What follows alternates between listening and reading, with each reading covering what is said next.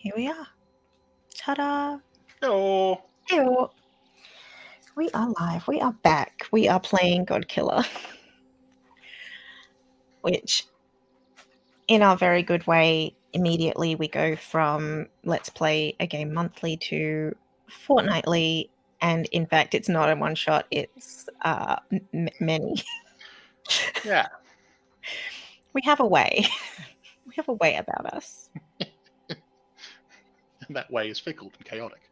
That way is chaotic and as neurologically divergent as we are. Yeah. Yeah. So Yeah. there. To recap, what happened? We created gods and created. I suppose I created the character of Kai, Yep. who is a radiant, gender neutral divinity. Not divinity though, but not divinity. Like someone touched with divinity. Yeah. They're sort of the only mortal for some reason you've been touched by the divinity of the black fire. Mm-hmm. And I do like that they are themselves radiant and that their divinity is almost in the inverse of that. It is radiant. It's described as radiant nothingness. Yes. It is like it is if it is not light, it is not dark, it is both. Yes, they, and I feel like that probably manifests in the when they are just themselves walking around. There's like a little glow around them, like not like a magic glow, more the like, oh yeah, the light hits them perfectly. Look, their cheekbones are perfectly, like, you know what I mean, like that kind of thing. And then the second they use that spark of divinity, it just does the inverse. It goes away, and it's unpleasant for all those involved. Yes, specifically the deities. Yeah, so far it didn't go well for who was it? Oh, pestilence, the winter rot. Yes, Was the now this dark fire that I have can also rot things. So that darkness. Yeah, you gained a new power. You gained the power. That power of rot. Mm-hmm. Because so the first session is very much like making the character, but also sort of like getting answering various questions about the world, to sort of like flesh it out a bit as we get started, and sort of, and then obviously it ends with you becoming the titular Godkiller, in that you kill. And I do like that, because there's going forward, when you finally take the steps you need to take to make the god vulnerable, you can choose to spare them, and they make the point that that should be not just a viable choice, but that's something you do need to, like, do I really want to, is this going to be worth the outcome? But they're like, but for the first one, you should we recommend you just murk them. You gotta go. And then I do like that, because it's like, in context, like, mortals don't kill gods. You weren't going in with like this expectation. You were just angry and just being like, I'm just, from hell's heart I stab at you. Oh god, that was really effective. Yep. And then you essentially blighted the land for a large directions, and ultimately ruined every relationship you've ever made you had in the surrounding area. Fun for you. I mean, that's because I violated a curse immediately. Yeah, you got immediately cursed, and then immediately were just like, nah. Nah, I'm not being. What is this? Which is like, there's like a handful of ways to break the curse, but one of the most straightforward is just violate it, and then weather the storm that happens, and then it's gone. It's fine. What's the worst that could happen? Apparently, everyone could just dislike me now. Yeah, everyone just low-key, every single person either really doesn't like you, or just low-key doesn't like you. And doesn't know why. Just doesn't. Yeah. They're just, their default reaction to you is just like, no. You're radiant, but to what end? Yeah. No one trusts a really pretty person, though. Yeah.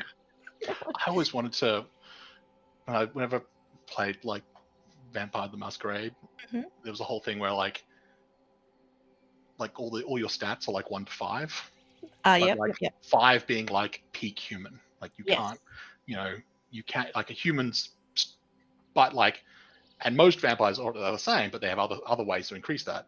But then like a powerful enough vampire, their stats can go higher. Yes.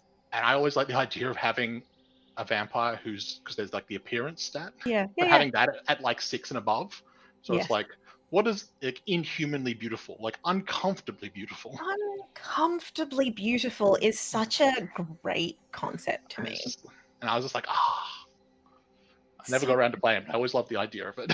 Just this yeah. sort of like, they're too pretty. They're too pretty. But And I'm not okay with it. I'm not comfortable. I'm not comfortable because both I want to sleep with them, but also I'm grossed out by them Yeah. because like you went too far. Everything in my life is now slightly more gross because I've seen you. And I don't Yeah. like that. I don't like that. Everything is a little bit more gritty because I've experienced you. Like the whole world is darker now. Congratulations. Uh, but yeah. Uh, I've got So we left off with Kai was at the where their village used to be, yes. which is now you've sort of described as like you've essentially in some ways it's a very well cared for graveyard because you Yes. buried everyone, Buried but everyone. also at various other points you've tried to like rebuild it, but not so much as a functional village, but almost like a monument. Yes. And so there's like semi-complete buildings or like fully complete buildings that like aren't doing anything because they're just sort of so like I imagine like everything's in like different states of disrepair because some things are more newer construction and some stuff was like we did it and then now it's like and then there's Yeah. stuff that was actually just ruined. And some buildings will have been more well cared for than others very specifically, like Yeah. family home, perfect. Because I Yeah. know what it looks like. I know what to build and what to Mm. rebuild and how to do it.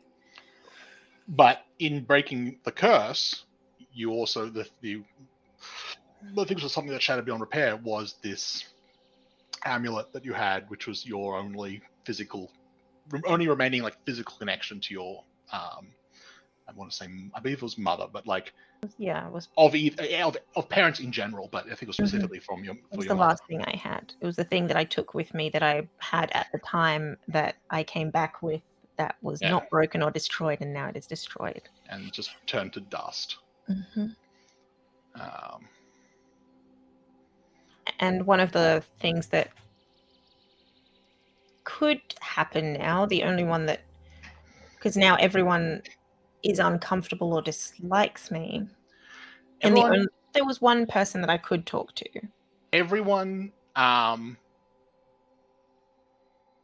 the people who are like closest in that sort of the immediate vicinity, like essentially everyone dislikes you slightly because you're the reason that like pestilence is now untethered. Yes, You have made pestilence chaotic, I've made pestilence chaotic, which they will appreciate in which time. which is like maybe better, but also like I think they will appreciate it in time. They just it's have also to get to know it. it's also as you've sort of removed the option of like you could have gone to the god of pestilence and tried to sort of get their favor as an option of Why saving would things someone want the god of pestilence's favor? so that they didn't die. No, but I mean, the god of pestilence now will not create pestilence on a place, Sure, so you're not going to die because of pestilence to begin with. You don't have to sure. bow before a god now But they because they've were removed and them. exactly. It's like overall, it's probably better. But the god of pestilence was not just the one who caused pestilence; it was also the one who healed pestilence. Ah, They oh, they that's a gave and problem. took away. Yeah, that is a problem. So that was the thing where it's like in the immediate area, it was almost like random. So some sick people got better, Yes. but also some people suddenly got sick. Some crops just withered. Some crops suddenly sprouted. Uh, and so everyone who was affected by that more potent version of it knows it's your fault, and it's also is mad about it essentially. Is upset about, like, reasonably upset about it because they had everything in balance, It's and sort of now all of like, a sudden it's not. and it's also like it's also like it's a curse. It's magical compulsion. Like Yes. they, if it was just sort of like if you just went around and told everyone would have differing opinions. But like no, everyone's mad about it because They didn't tell them, by the way. divinely compelled to be pissed. But that sort of spread out to everyone, Oh. and so everyone will, while people beyond the reach of that won't know precisely why, they still will have a sort of like a beginning like a sort of like their default is like a bit of dislike and unease with you. But it was important. From that, but there was one person, yes, who we suspect might not have been as affected by this because we suspect they have also been cursed, and it would conflict with their curse in a way. So potentially, even if they feel like, even if they might feel it, but also like know that it's not them feeling that. Like it's like, no, that's an outside emotion. yeah. You don't need to. I mean, if they've been cursed to, like, hate themselves or something, hating someone else is gonna conflict with that, because how are you gonna hate both people evenly or whatever? Depends on what the curse is, but Yeah. that's the first thing Kai would like to do. But there's also this person who's sort of realizing might be a lot older than they look old, but they might be. They might be older. They might be, but you sort of realize that every bit you're like, even your grandparents, when they talked about them, described them as an old person. Yes, that was a weird thing. And it's a degree of like, why did that not seem really? That seems really obvious. Why didn't I not think of that before? Yeah. And he's my last stop before I think I'll just leave town for a bit, because it really is kind of I'm causing people pain by staying here. I will leave, but before I go, you don't seem to dislike me as much as everyone else did. Yeah, and I don't think they live in town. They go into town and essentially are like, they're treated like sort of like a person just screaming. The old person The seemingly unhinged person on the street corner yelling about the end of the world. Oh no, it's me. I am the end of the world. Yeah, but I can't imagine, because they're treated like an outsider by everyone. I imagine they actually live somewhere outside. So they're sort of like the local crazy hermit. So in that case, I won't even go into the town. I will instead bypass, and I'm sort of imagining it like a coast, like just a coastline, where it would have been like my village, and then around a bit you get to another village, and then so on my way out, I'm going to go see that hermit. Yeah, that absolutely works. Yes.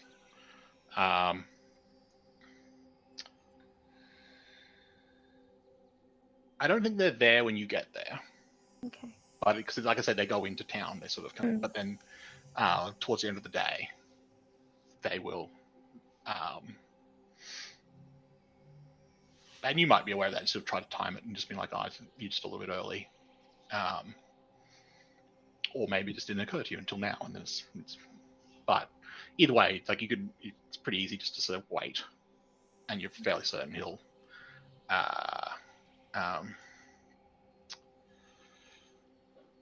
Oh God, what did I put his name? I was going to say, I don't have a name for him, so. I don't think you know it. That would be why I don't have it written down. The name I was thinking is for a different character. And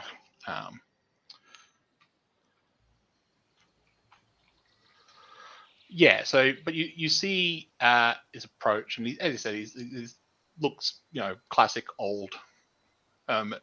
Does he have a long, scraggly beard, or is he more like is he still spry?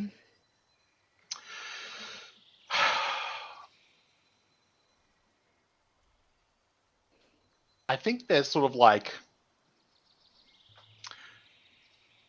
he's fairly spry, given like how how old he looks. How He old? is like he just look. He's like that man is really old, but he's still up and about. He's still he's still obviously doing stuff, and he's like he's walking in and out of town every day.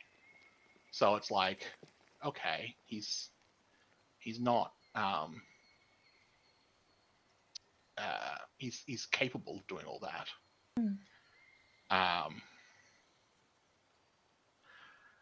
But there's definitely an air of just weariness, I guess. He's still physically capable, but you'll see him every now and again he'll just like stop and he'll just seem tired. But almost on like a spiritual level more than a physical level. Oh, I understand. Which is like, yeah. Spiritually exhausted. Yeah. I think when he sees you, there's like a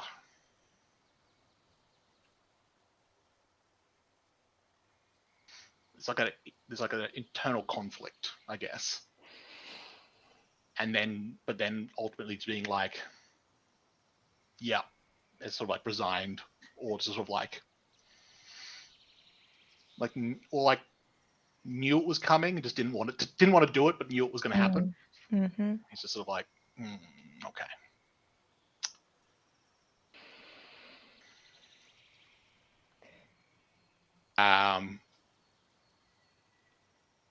And then walks up and sort of looks you up and down and gets and says, "You did it, I guess."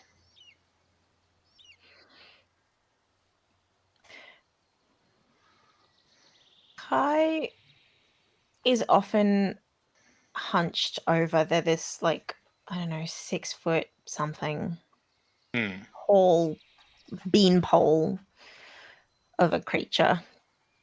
And they're usually hunched, but they hunch even more when this happens. And then sort of lean back, like sort of lean back as if like that's not going to help. Step onto their back foot, lean back and say, "Yes, I did."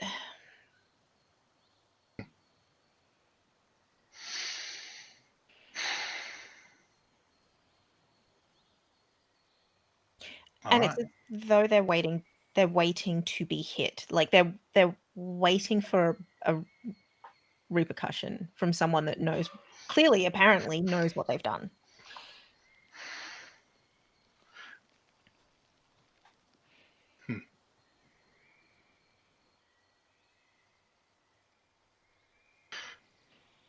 Come on. I suppose you're hungry. It feels like a tale best told over food.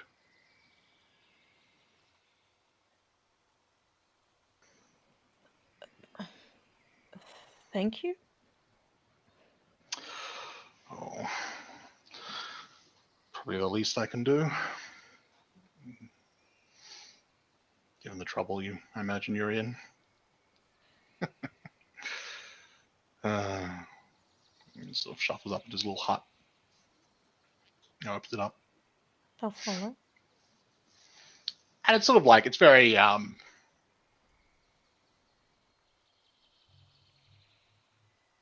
like it's very simple, I guess, inside, like, but well cared for. Like, it's not sort of like, it's almost like surprised by it just being normal. Like, you almost imagine, like, you kind of almost imagine this like red string like conspiracy board. Yeah. And it's like, this is the crazy guy, like, yells about like nonsense on the corner. Where's the crazy guy stuff? And it's just sort of like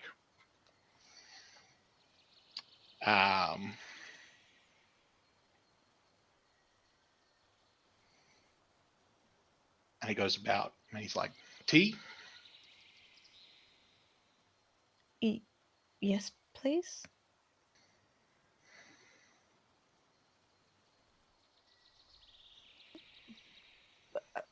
Yes, please.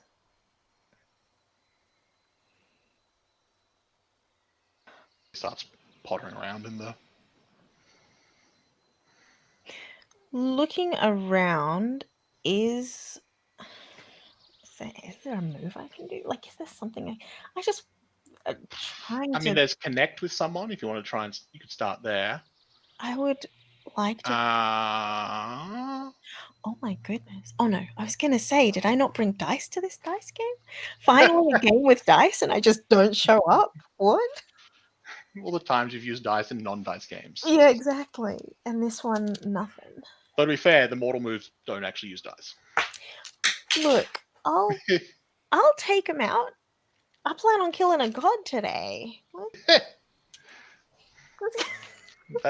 that will yeah. I can't kill a god without dice. As it is, I do kind of like that. Like all the mortal moves of this guy don't use dice, but anything that involves divinity does.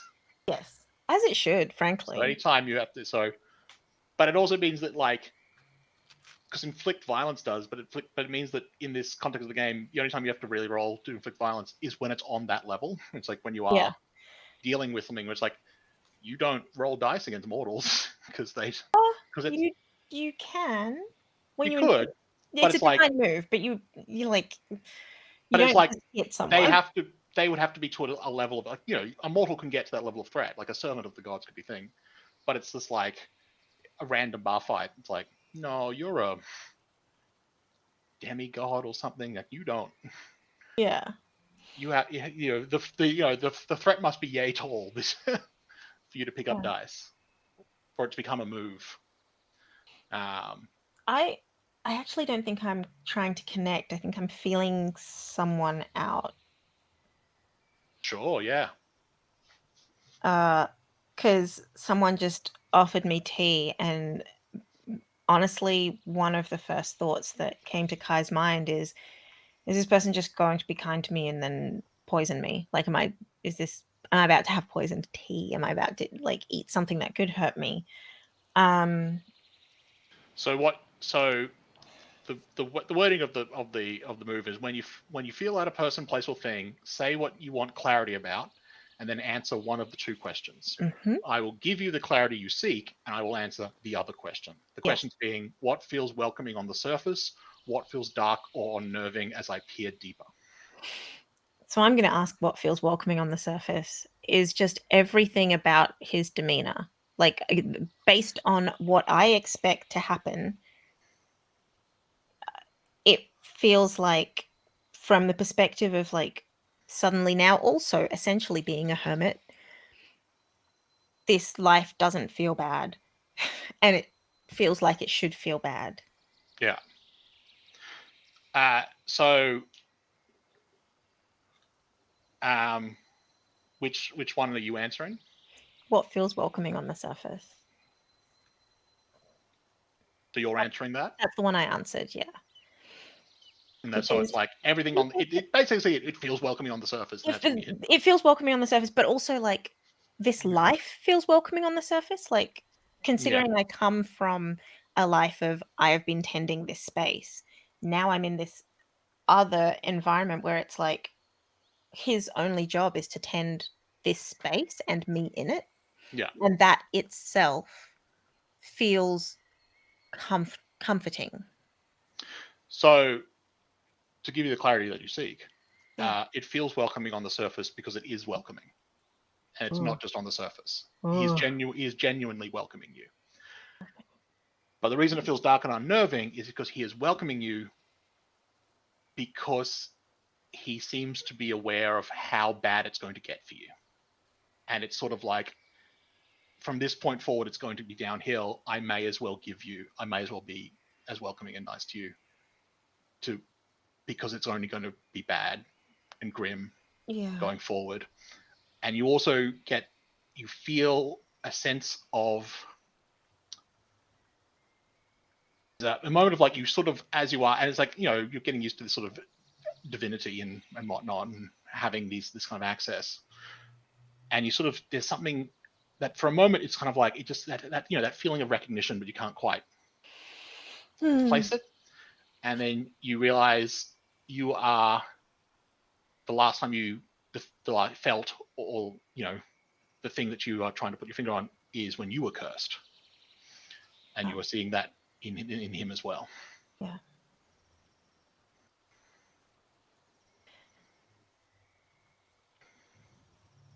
So while he's pottering around, so the inside of this space, does he have any books? Are there any, like, is there anything I could look at that's just like, There's space? there are various texts from a range of like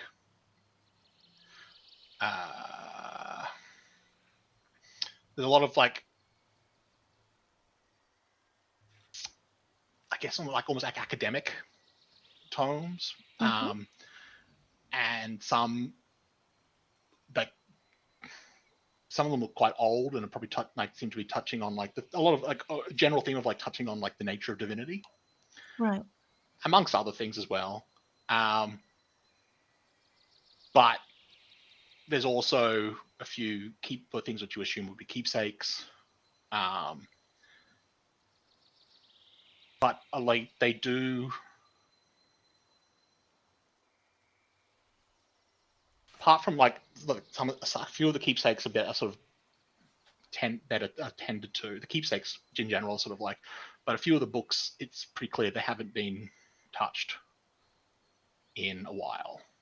Right. And it's sort of like, they're not like, it's not like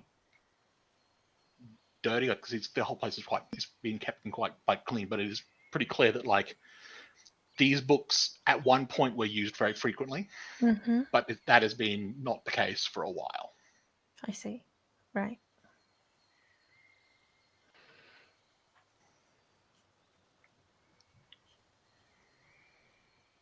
How long have you been here? So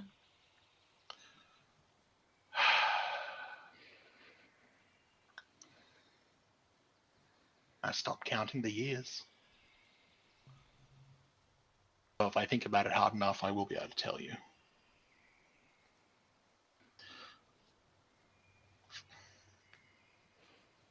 Five villages, though. That's how I measure time. 5 villages? Right, yes. No, that wouldn't make sense to you, would it?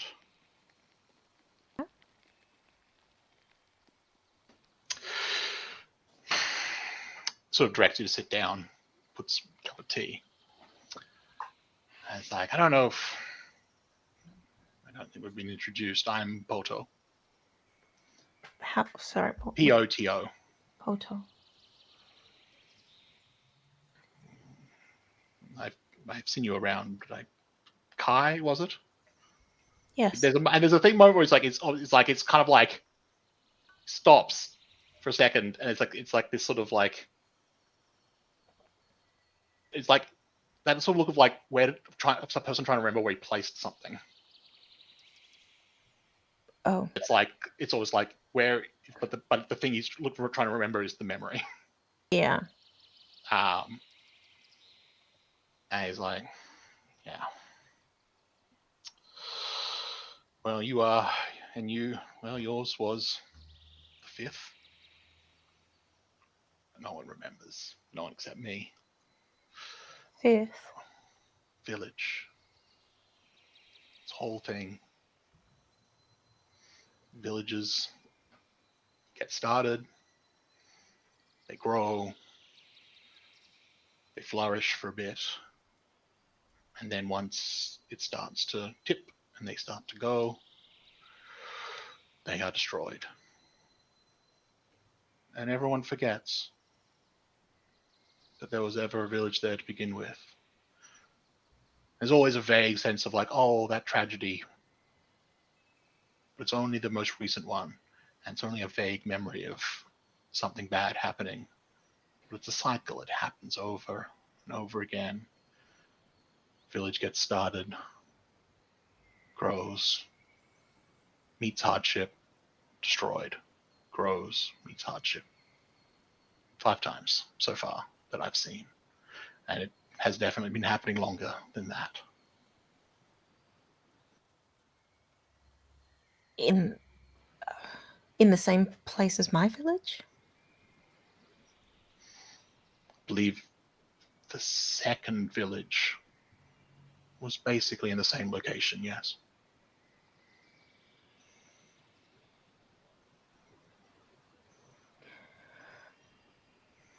Are you like me? No. I wanted to be. Well, that's not true. I didn't know. I assume I was like you because the first village was mine. And I feel I probably had the same anger that you felt. The same desire to lash out. But mortals ultimately can't defeat gods. And I was unsuccessful. I suspected, and I didn't expect to be, I expected to die. That was not what they wanted for me.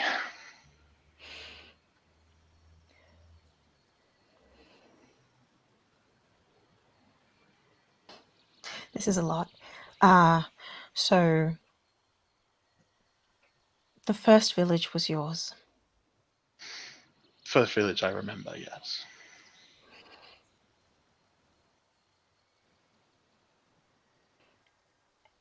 But you survived. I wasn't there. I was.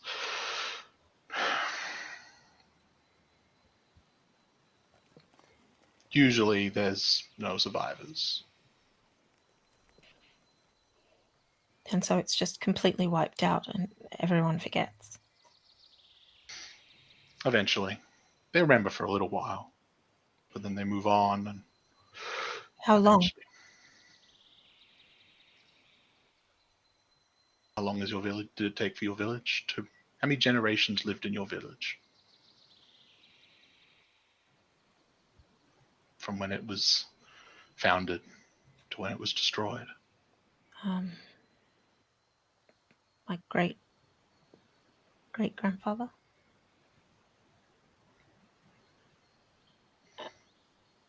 And so what, everyone around just forgets that it was ever there? Forgets that it's happened before.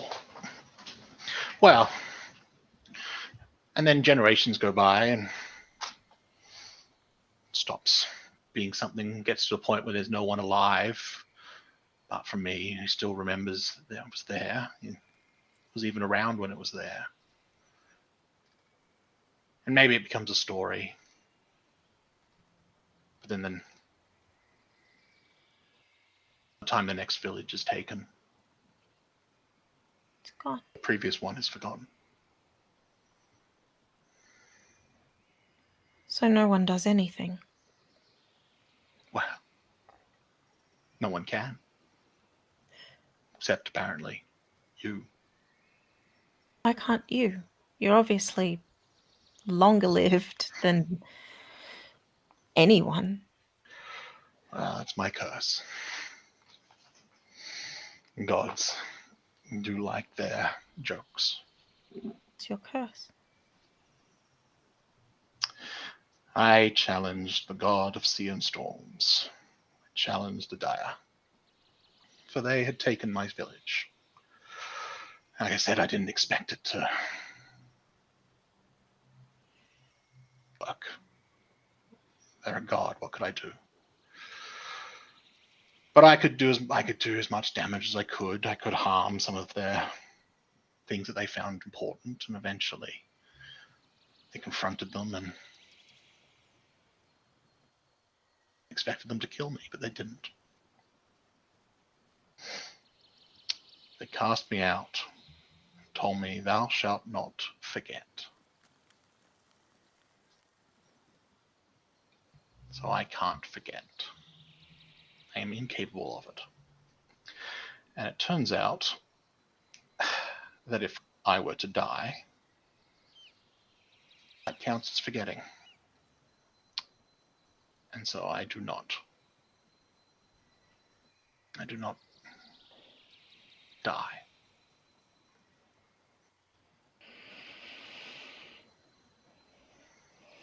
And you just want it to stay that way? Difficult. It's a difficult curse to break. I can't choose to violate it. I can't choose to forget.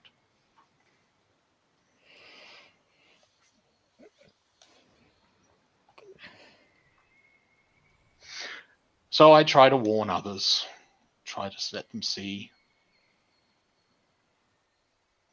but they don't. They haven't.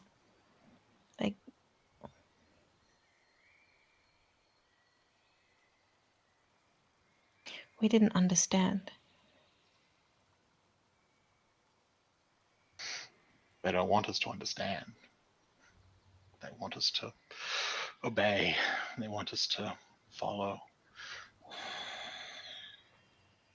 Think about gods. Seem more powerful. But they have needs. They have a hunger that they all have to satisfy.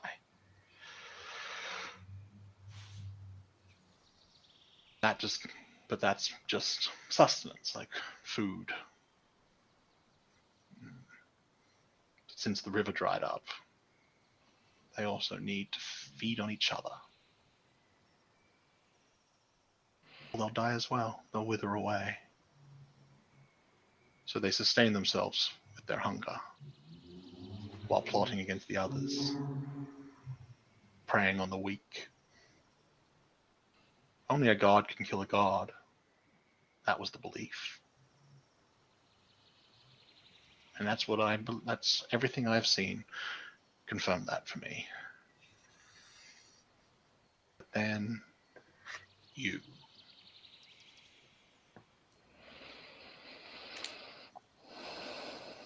I don't know why I can do how I don't.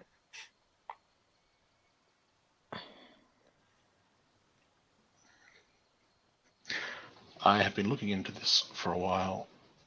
I feel pretty confident saying you are the first. You are. No one will know why, because it's never happened.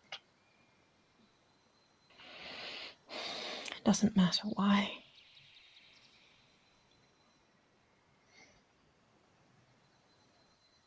Is it not? No. Then what matters? How I use it. And how do you intend to use it?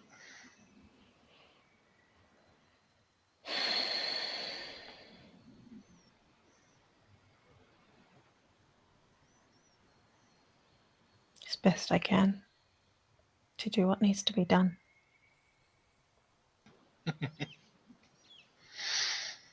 Well,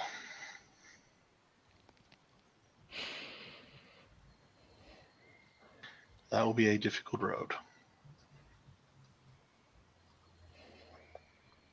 But I'm sure you know that. Yes.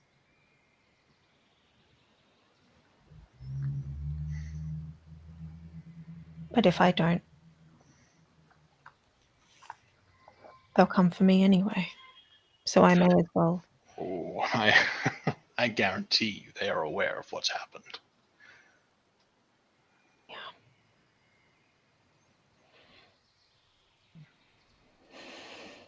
You have set out some pretty far-reaching ripples that are going to echo across the world, across all of the cradle.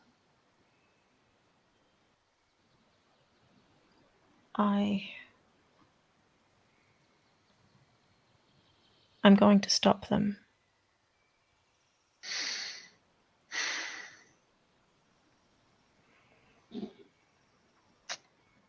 That's certainly a choice. What other choice is there? I don't know. You are unprecedented. You are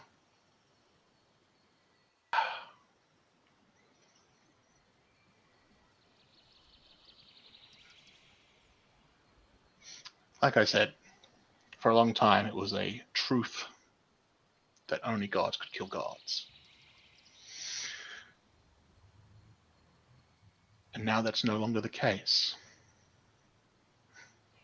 You don't need to kill them to hold sway, to hold influence. Just the fact that you can will do that. But that being said, killing them certainly an option. But you've seen what that does. Yes. Are you ready to see it again and again and again?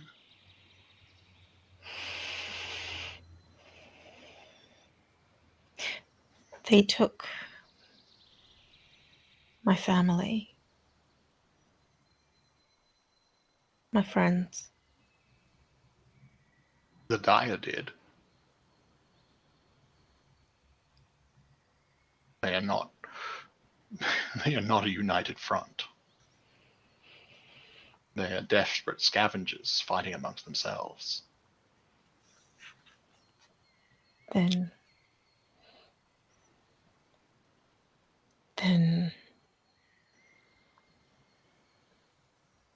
You could kill them. yeah.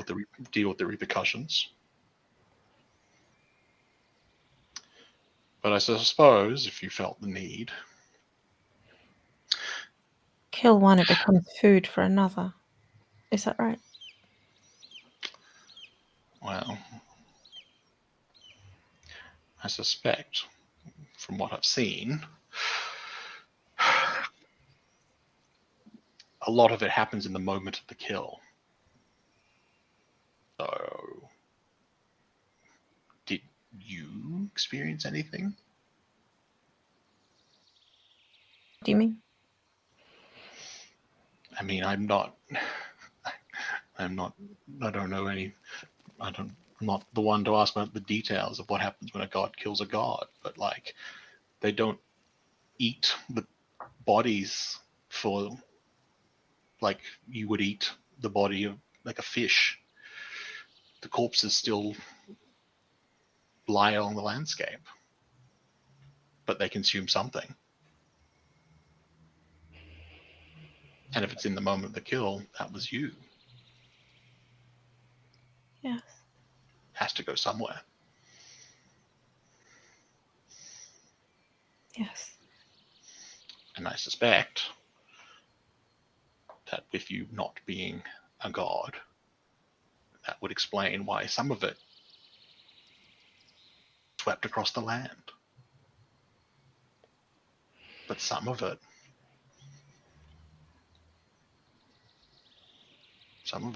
I suspect went to you. Because it only swept across the land to a finite extent. She cursed me.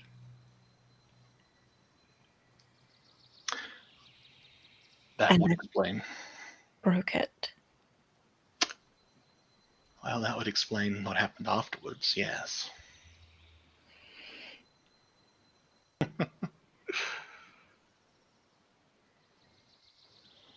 I look at you and there's a part of me that I recognize is not me, that has immediate dislike for you.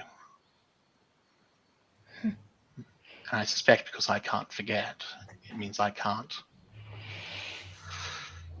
It can't. Oh, it can't replace You everything else I remember know. exactly what happened. I remember you from before. I guess our curses bounced off each other to an extent. That won't be the case for many others.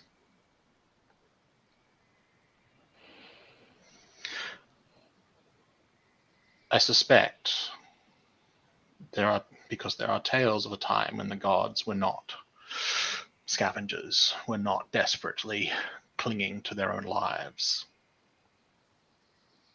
There was a time when they were good, a time when they tended to their domains with care.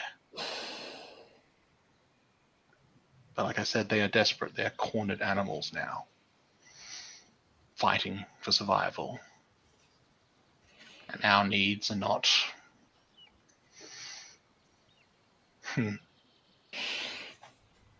You could kill them. Many of them would deserve it.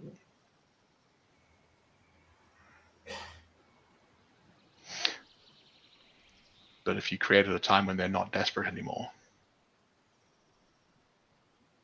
maybe that's an option as well. I'm not sure you mean. I think it means that you are only grasping the smallest concept of what you are capable of now.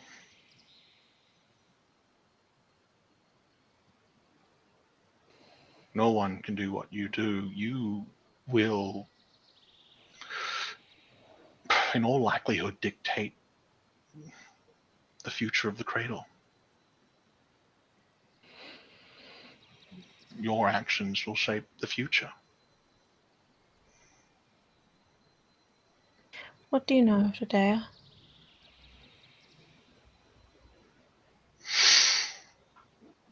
God of sea and storms, the inescapable tide.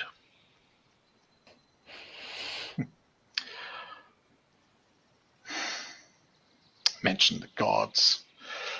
Gods need to feed on the other gods' divinity to maintain their own, but they also have a hunger that they need on a sort of day-to-day basis. And I suspect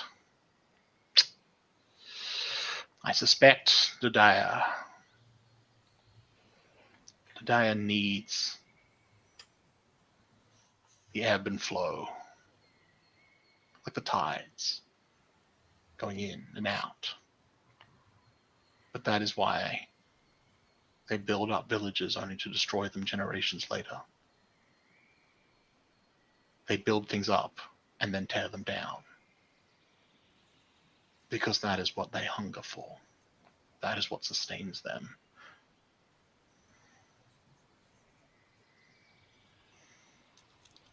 The process of destruction.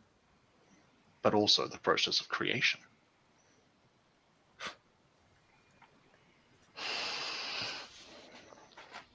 There's no creation.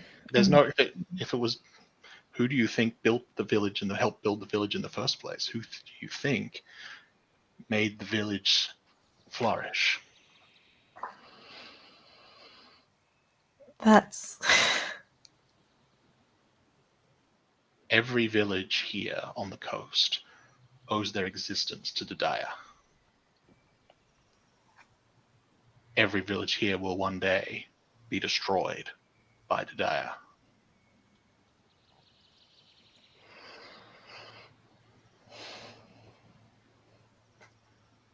They are the ebb and the flow.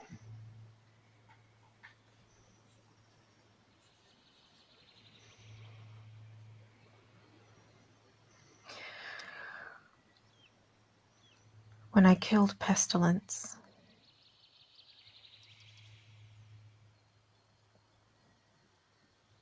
death spread out from me. Rot spread out from me. But also life. If I kill PbtA,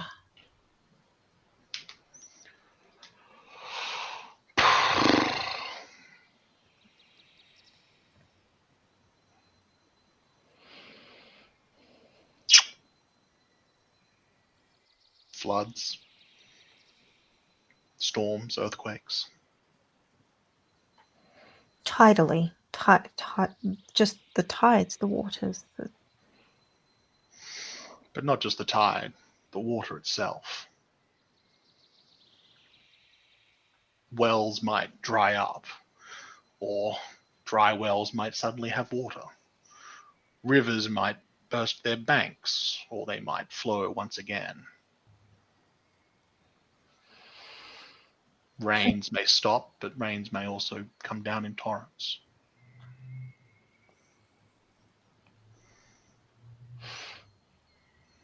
But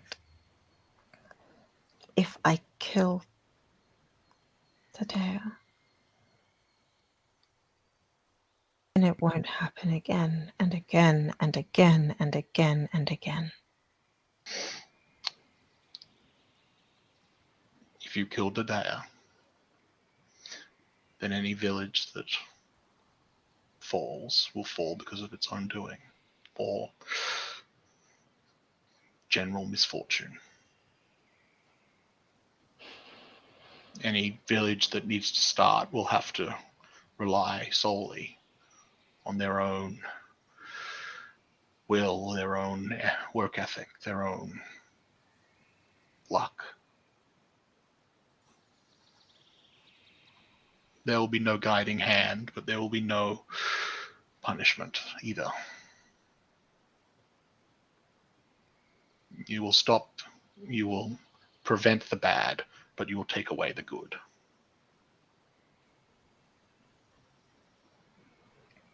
Isn't that better than what we have?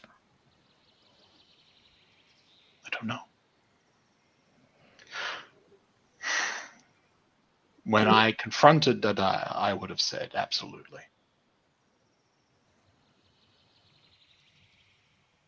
But I'm old. And many of these villages get generations. Whole generations will grow up, be born, live, die, no happiness, no contentment.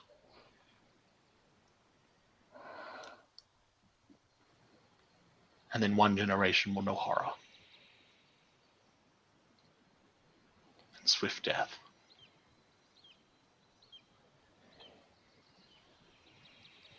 And I no longer know if that's a worthy trade.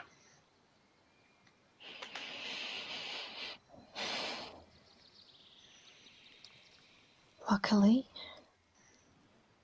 that decision is not yours to make.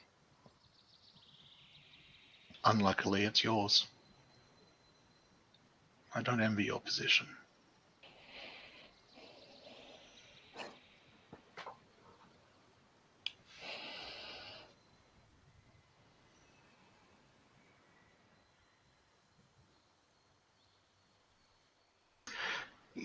There's a...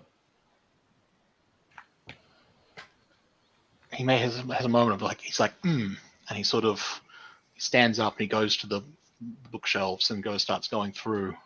And he's like, where is it? Ah. And he pulls out a book and he starts flicking through it.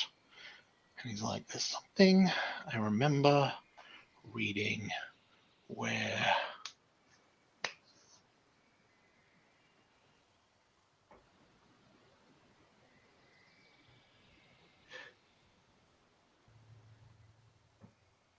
Every god has a weakness. Every god has something that, should they be confronted with, will make them vulnerable. It will be their most closely guarded secret. But it is ultimately how gods kill other gods. They make them vulnerable, and then they destroy them. You confront them in their true form with their weakness. There is something... I remember reading about Dadaea.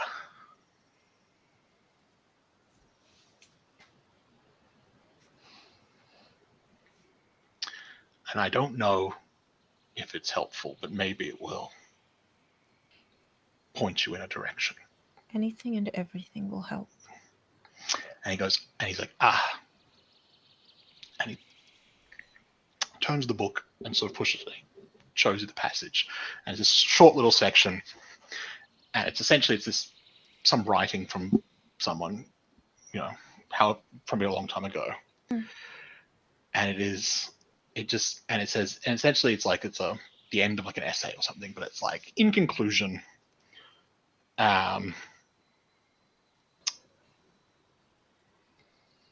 Dodaya is an entity of flux and movement, of change, requires change, requires things to be flow, requires,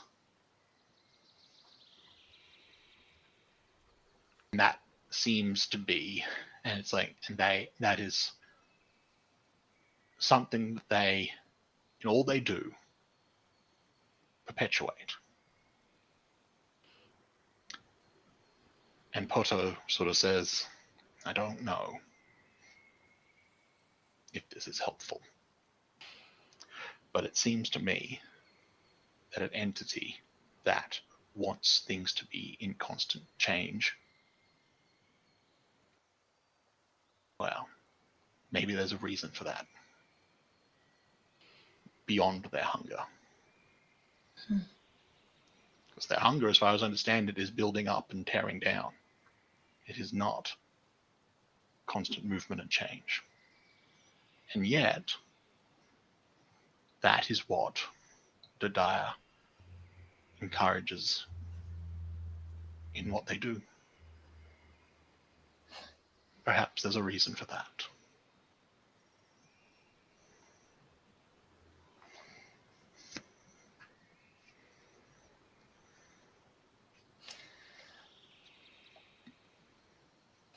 Thank you.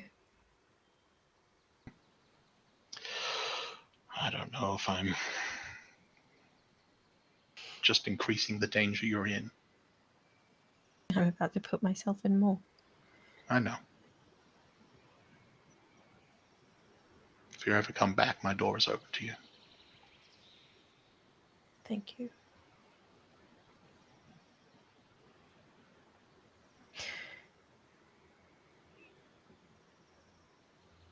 There is a way out of that curse of yours. And what would that be? Well, 2 ways I can think of. The first is kill yourself or be killed. It would break. You don't have to live through all of this. The second is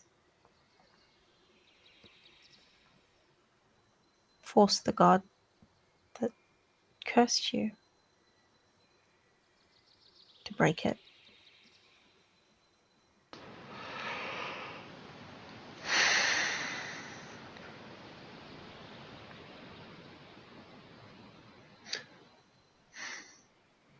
The second would work. Absolutely. The first option, well, I have not tried on myself, but it doesn't work with someone else. You can't be killed. No, but I'd come back. Oh. And I suspect it is very possible that if I did it myself, it would work.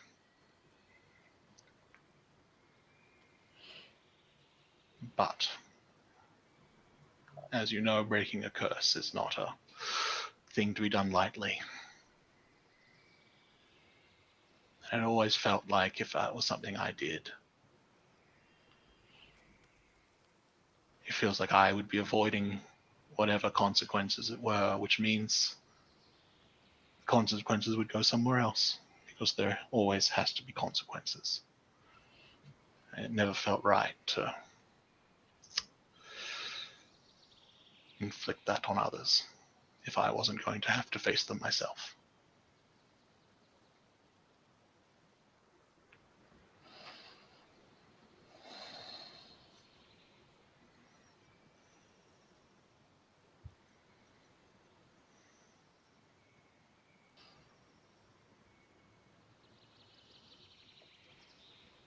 I understand. Thank you. Anytime.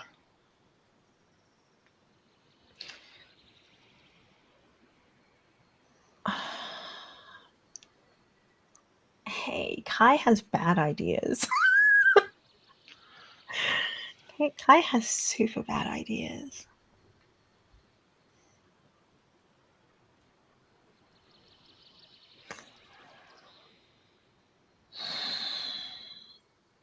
So, I don't know if this is acting impulsively or praying for guidance. There's one you. That's how bad this idea is. I just want you to know. What are you trying to do? What are you wanting to do, I guess? I want. So Kai used to, and technically still does, pray to Dadiah.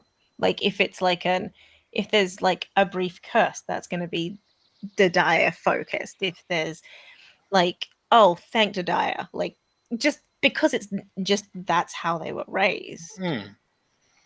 So Yeah. they're just talking to Dadiah, and I don't know if it's praying or acting impulsively, and it feels like a bit of both, but they also wouldn't do it in Poto's house. They would go a bit further, which maybe means that it's not acting impulsively, it's just praying for guidance. It does feel like praying for guidance, yeah. And Dadiah doesn't have to be the one that answers, but I Yeah. I think that's where they place the prayer. So they would go, they'd, have this lovely meal that Poto has available, Yeah. has made for them. They would eat and then thank him profusely, and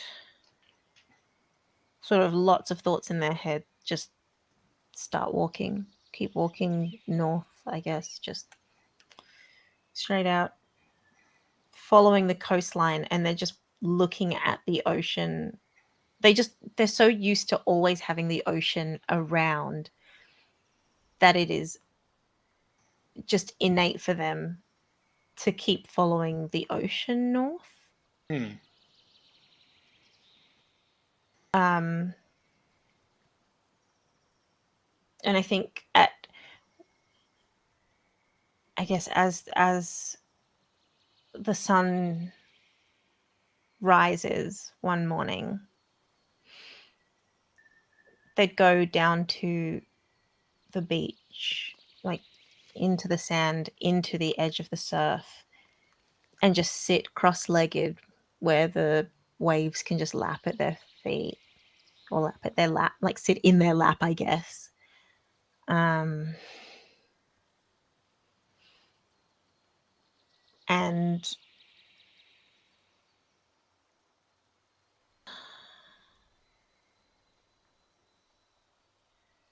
they would, I guess,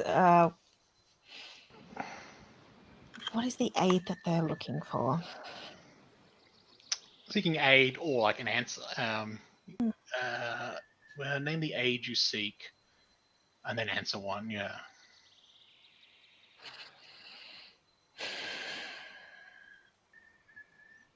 I think the thing that they're asking for isn't like, hey, so what would kill you though?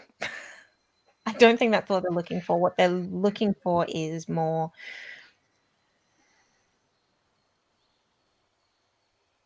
if all things change, is it innately wrong for me to do the thing that I'm doing? Does that make sense to you?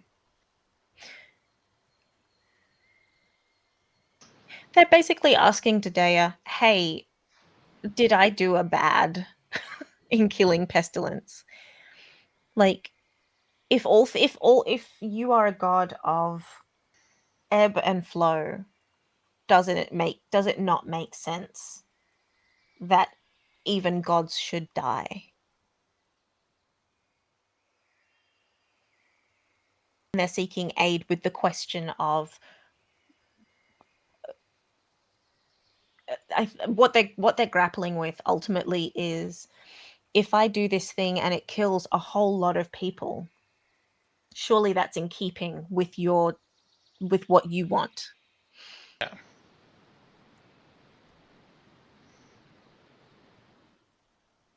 I don't know the nature of the gods in this particular world, whether or not they are always watching, whether or not they saw that conversation with Poto, have no idea. But that's essentially the aid that they're seeking, is the guidance, and that's the guidance they're after, is like, help me with this difficult philosophical question, because I have no one else to ask. And which of the things do you want to answer? Um,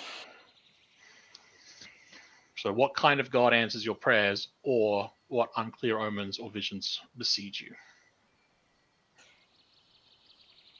I think I'm gonna answer the unclear omens, because I want to leave it open to the idea that it's not PbtA at all that responds. Um,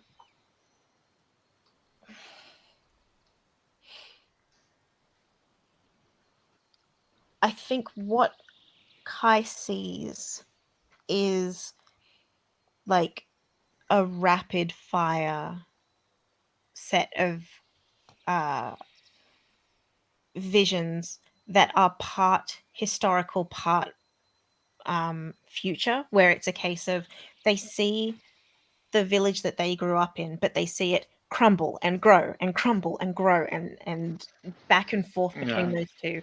And they see Poto as a younger person, but then they also see, like, in the future, someone way in the future, not them, but in the future, they see pestilence like regrow and then die, and all sorts of things just turn up, and that answers nothing.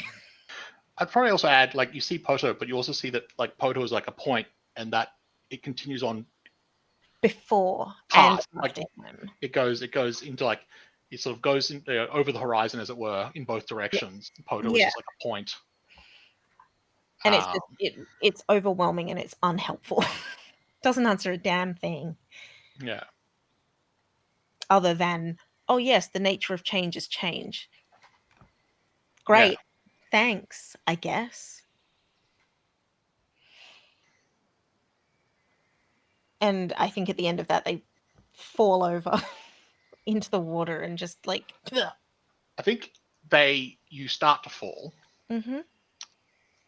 um, and you um,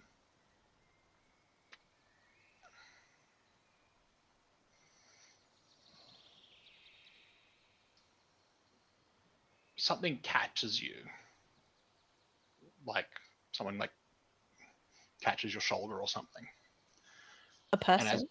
well, like, it feels like hands on your shoulders, sort of catch, like, or like on your arms, is sort of like you catching someone who's falling. Mm-hmm. And at that moment, you sort of realize you're not standing on the beach. You're at a literal crossroads in this sort of, like, there's like greenery around you. It's like maybe even plants you don't, aren't entirely familiar. So, he's like, this is not the local area, Yeah. but this is like you're on some kind of, like, uh, thoroughfare road. And, as I said, a literal crossroads. Um, and as you turn behind you, there is a woman in, like, rough rough worn traveling gear. Um, and it's immediately apparent, like, it's like it's a sort of moment where you turn around and then have to keep looking up, and you're like, when they caught you, it's like this feels like just another person, and then when you turn around, they're like towering over you. And she sort of looks down at you and just says, "It's such a lot of you're so very lost, aren't you?"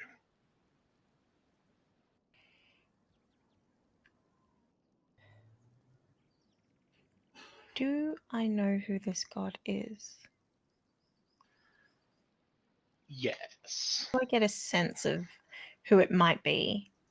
You do, because you have a covenant with them. This is the way home. Oh.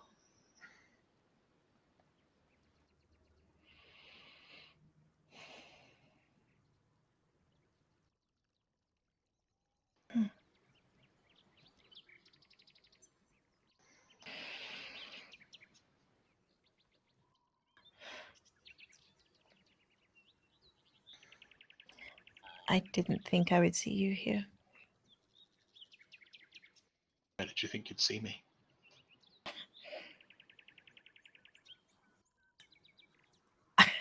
I don't know. Well, here I am. Guide the lost. It's what I do.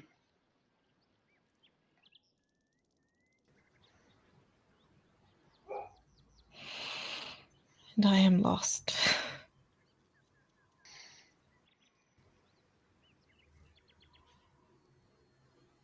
You're stripped of your home,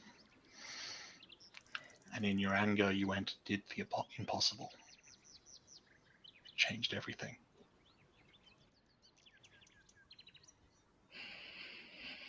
You are terrifying and intriguing, and I assume you are yourself terrified and yet intrigued. Do you fear me? Not in this moment. Hmm. But all things fear the unknown. To some extent.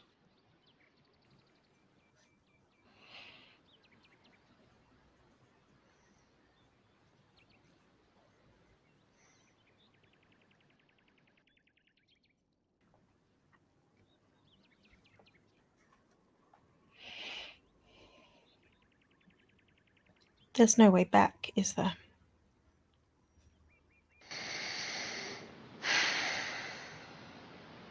Sometimes that is the problem. Sometimes we get so lost that by the time we go back to what we thought was home, it is no longer home. And while I tried, I bring the lost home. Home is not always where you started.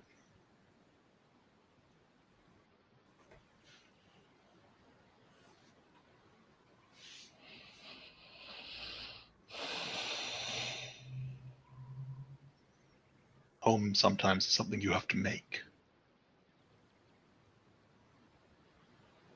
I tried. Did you? I tried. You tried to recreate something that was lost, rather than create something new. Sometimes you can recreate what is lost. Sometimes you have to make something new.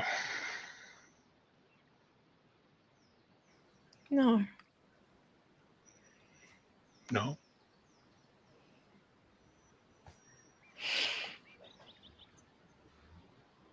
And that no is just rejecting of the idea. Not really anything. There is nothing more to that. It's just, no, I disagree. I have the ability to stop this?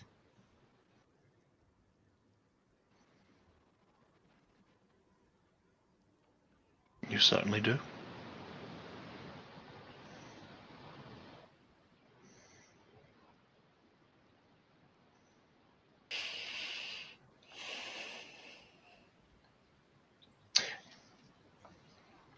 And you wonder if you should?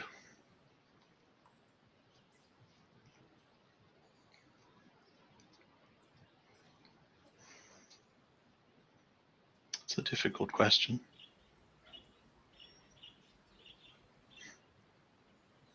I mean, I have no love for this specific deity, but then there's not a lot of love shared between us at times these days.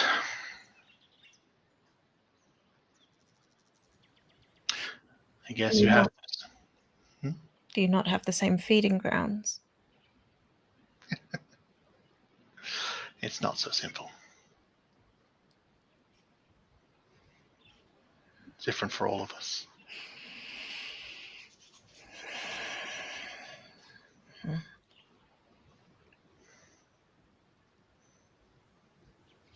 And what we feed, to use, I guess, a mortal term, it's not always a thing. It's not always something tangible. It's different for all of us.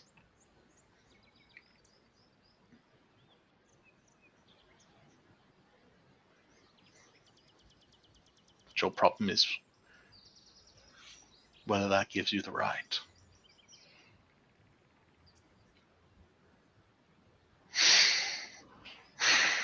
Well, you're the only one who can. Does that mean you should?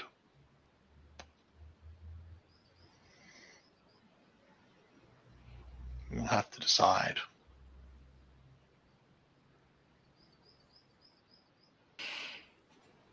If I don't, there is no one else who can. Yeah, that is absolutely true.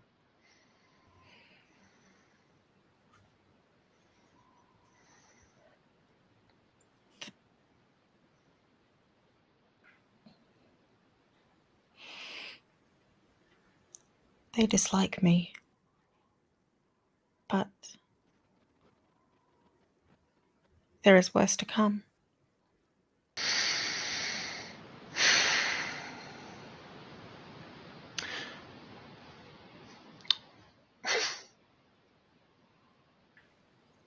There will be people, no matter what you do, who will hate you for doing it. Just as there will be people who praise you for doing it.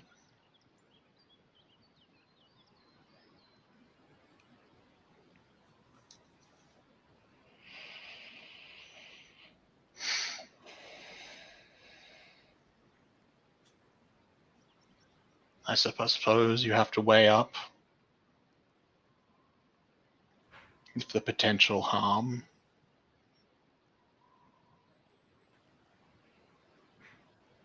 is worth the potential gain.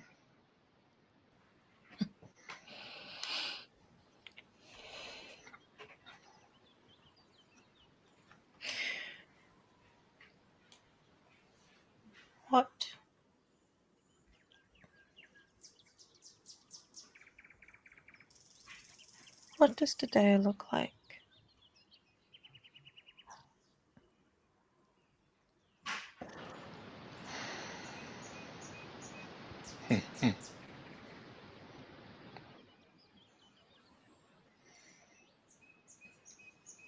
Today is their essence. Yes. At their core. Yes. Well, they are not so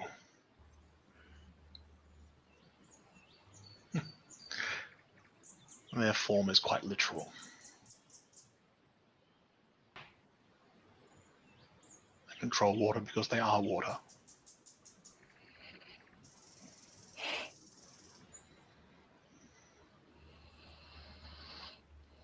Right.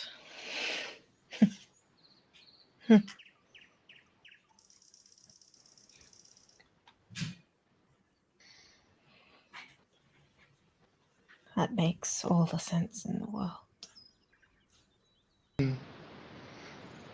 Doesn't always work out that way.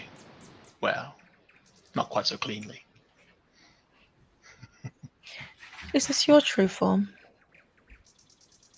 Maybe.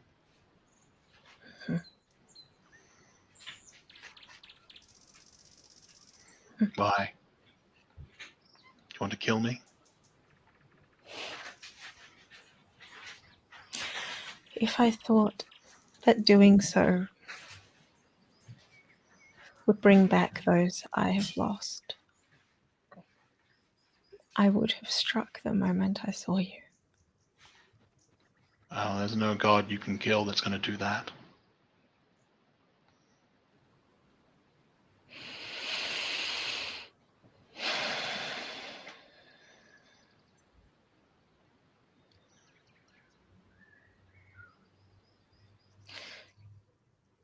Do you know a hermit called Poto?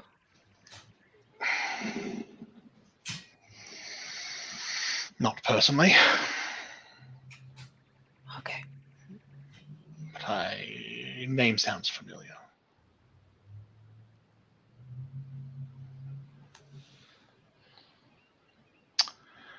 Ah. Yes, I see. That one was quite lost. But no more.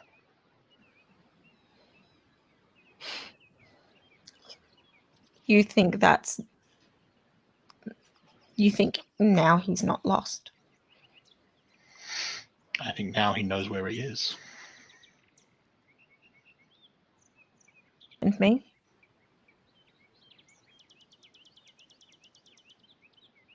I think you'll figure it out. And I'm interested to see what you choose.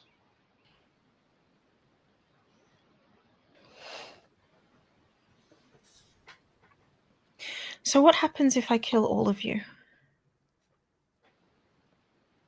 I don't know. It's never happened before.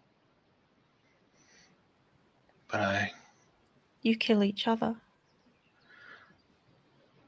it's inevitable. We are dying out. You would be just making it faster.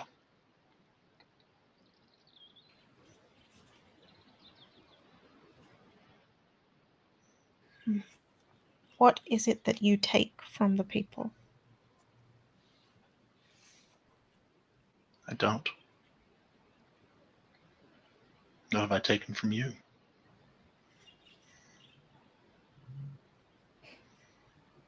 I've only offered help.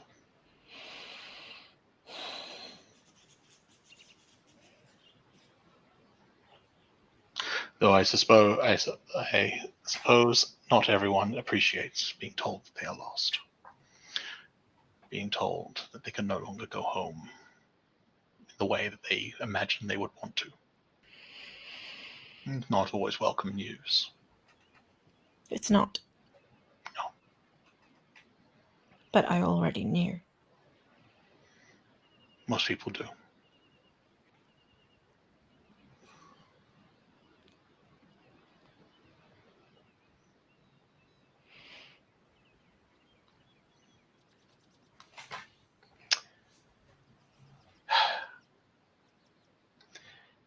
If you are set on confronting Dedaya, if that is what you think you need to do next,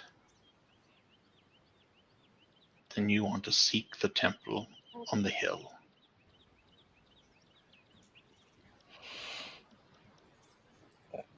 Is it a temple to Dedaya? It is.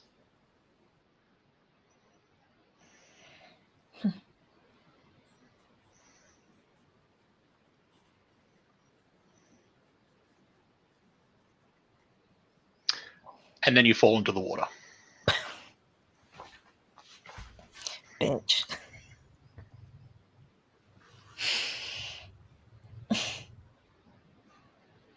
I get out of the water and try to rebuild the concept of dryness. Let's go back into the past when I was still in charge of something like temperature.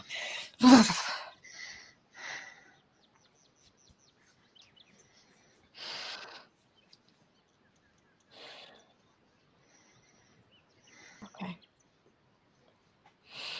Well, what do I need to kill a god? I need 3 things. 2 things. 2 things. I need to know their downfall, and I need their You need to know what their true form is. true form. And you need to, well, I guess it is 3 things. You need to know what their true form is, which are their heart. Mm-hmm. You need to know what their downfall is, but you need to like use the downfall while they're in their true form. Yeah.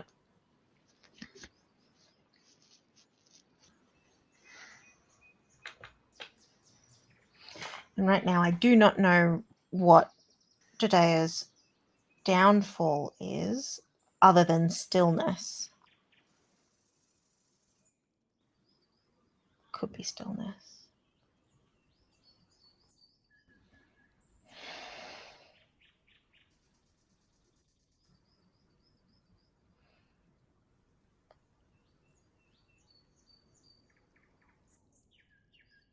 Knowing that Judea's true form is potentially water, because who knows whether or not this god was lying to me or not, because it's a god. Like, they will say whatever the hell they want to say. But assuming that they were I mean, you were getting guidance as getting guidance. They were definitely giving you guidance. Yes. So knowing that,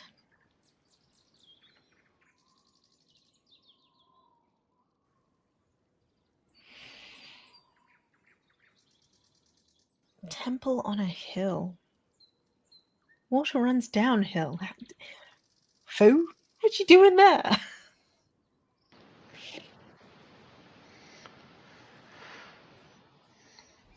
If you think about when you think about it, like obviously there are temples to various gods. Yeah. But as one being described as on the hill, nothing like that locally at least rings to mind. But you do recall that there is a fairly large temple dedicated to the Daya. North a ways. But it's like it's far enough away that's like no one you know's ever gone. No one like makes a pilgrimage to, partly because it's not something Didai really asks of people. Didai asks for people to just work hard and stuff. So it's like you don't need to go off and come back. Just go out and do your job. Work hard and grow so that I can destroy you. Yeah, essentially. Which is like, in hindsight, it's like, oh, I see. Yeah, I understand now. I get it. Right, okay. Because their gospel is all about like, what was it? It was like providing the salt, which was like their sweat, essentially. Yeah. But it's like that's the, I guess, biggest temple to the Dai that you can think of. But like no one's ever described it, so it's like maybe it's on a hill. I don't know.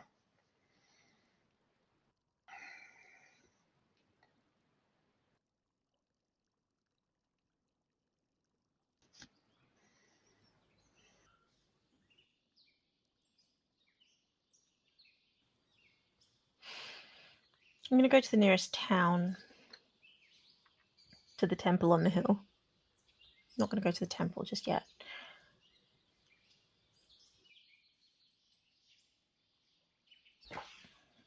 And so it's not an insignificant amount of travel. As I said, no one's done it, partly because it's just far enough away that it's like it's not something people do on a whim. But like it's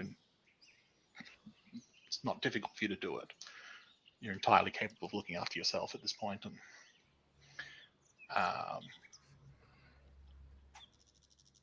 when you get there, it is sort of like it's a town mostly in a kind of like a valley, essentially. And it's like close to the coast, but not like necessarily coastal itself. Yeah. But indeed, on one side of the valley, up on the top of this hill, is quite a large temple. And there's a river that goes through. So the town's like in a valley, but on a river. Yeah. The river seems to start at the temple. And then flows out and eventually goes out.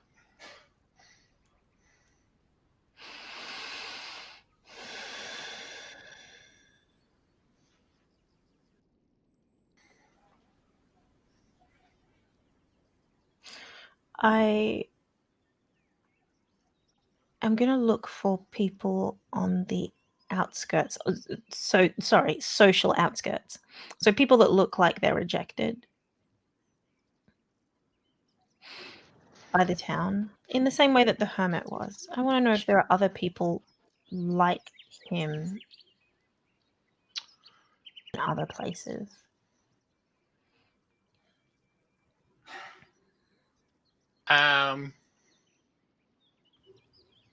There are definitely people who are like, there's beggars, there's maybe there's someone in like a stocks or something like that. Don't find anyone in town that's like Poto.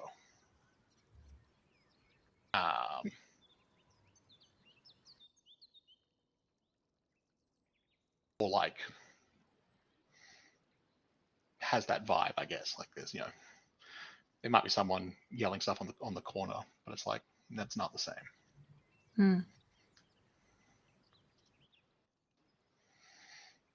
There are you might notice some like doomsayers calling out, but that seems to be a reaction to what happened when Pestilence died.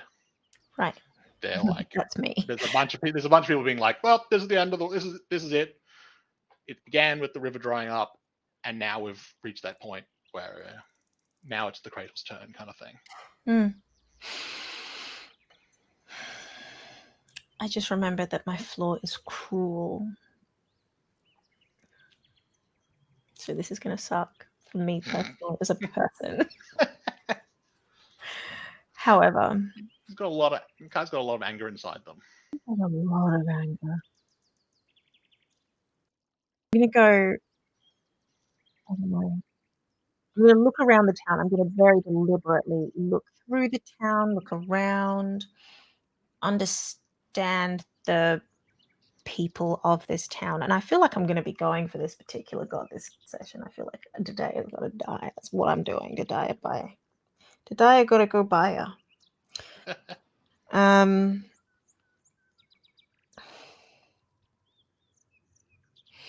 I'm looking around, I'm looking at all of these different people, and I'm looking at the lives that they have.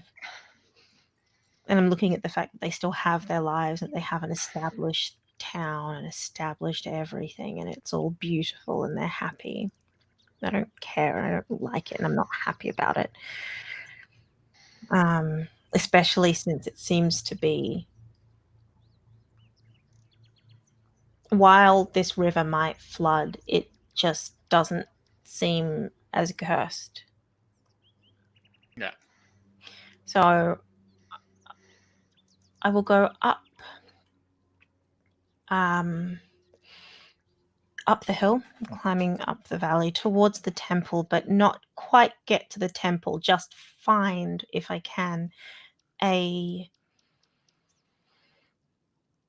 sort of narrow enough point, and if there's enough rocks or anything around, I want to create a dam,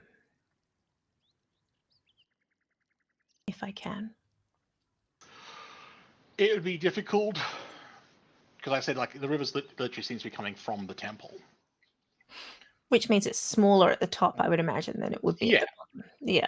So I'm trying to get to a point where it's like. But I'm saying like doing it, having a combination. There's not really a place where it's like you could absolutely do it, but it would be very difficult to do it without being noticed. Noticed by the people in the town? Probably in the temple. Noticed by the people in You the could, temple, and presumably PbtA as well. still unclear how omniscient Hmm. these particular deities are. I love how I'm like, what are my renown moves? I don't want them to trust me. And I want them to know it's me. And I don't think anyone here would help me with this. I mean, I can ask the question anyway.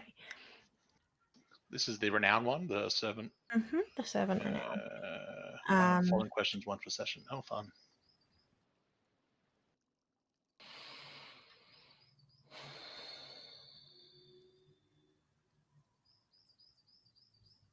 How do I...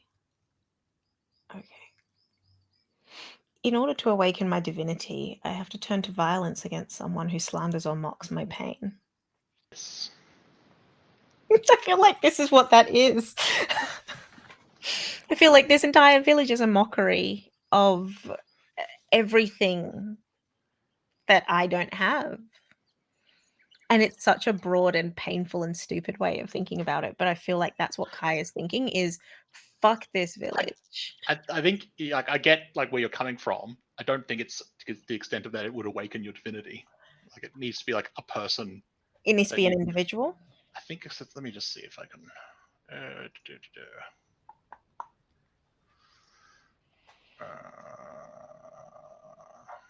It doesn't need to be to someone divine. It just needs to be to someone, or to, I suppose, someone, I guess. Yeah, because it's talking about an individual. You turn to violence against an individual who slanders or mocks your pain. Okay. In that case.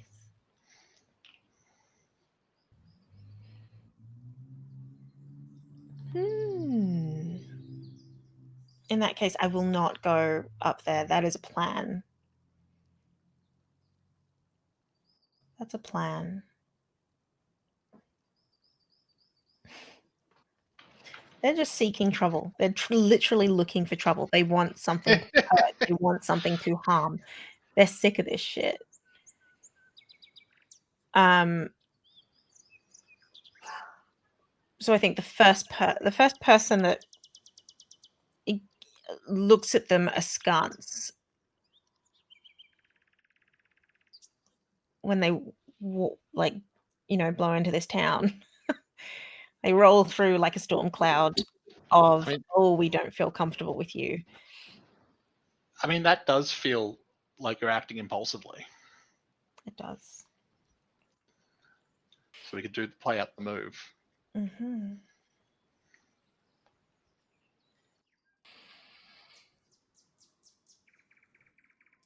The emotion that drives them is jealousy. You have something I don't get to have. Yeah.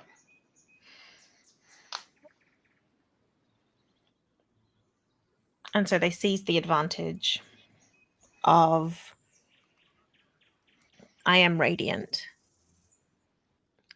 Everyone sees me. Everyone knows that I'm better than them in some way.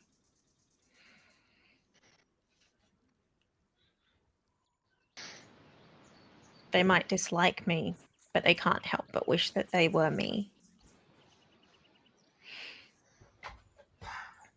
And I seize that advantage to push and push and push until I find the right person. What is the right person in this scenario? The right person is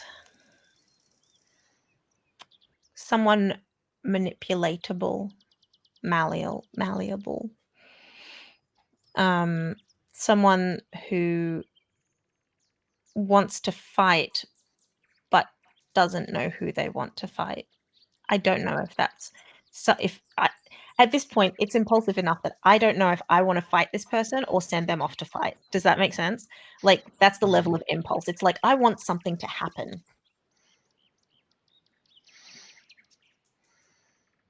I just want something to happen. And whether that's me or whether that's someone else, something will happen today. And if we can get Dadia's interest and Dadia's attention on that as well, because it's a change, why not? I want to see what happens when Dadia gets mad. So, yeah, you create this spectacle in many ways. You find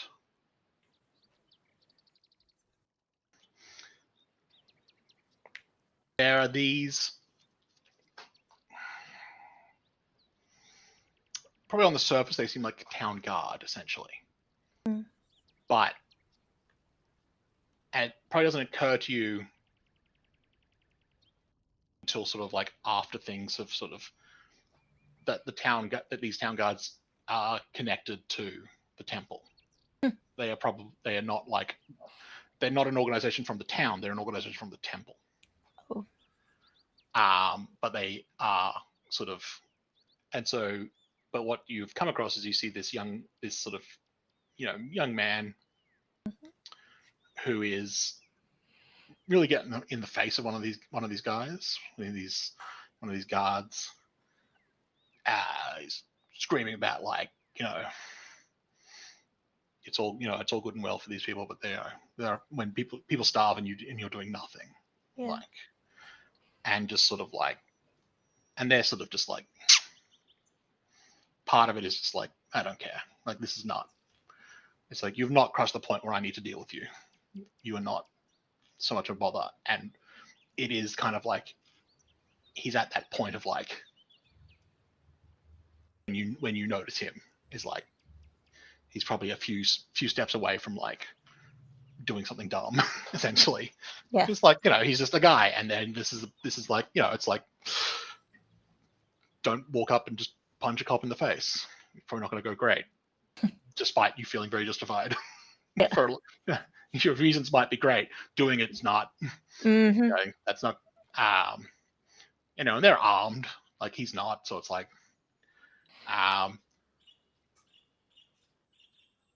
but it is sort of like, as I said, like you saw that realization of like, that's probably not a town guard, that's like a temple guard kind of thing, serving that thing. And you sort of realize as you sort of start to like be on line towards this guy, it sort of occurs to you as you've sort of started that thing, how many of those guards are actually here.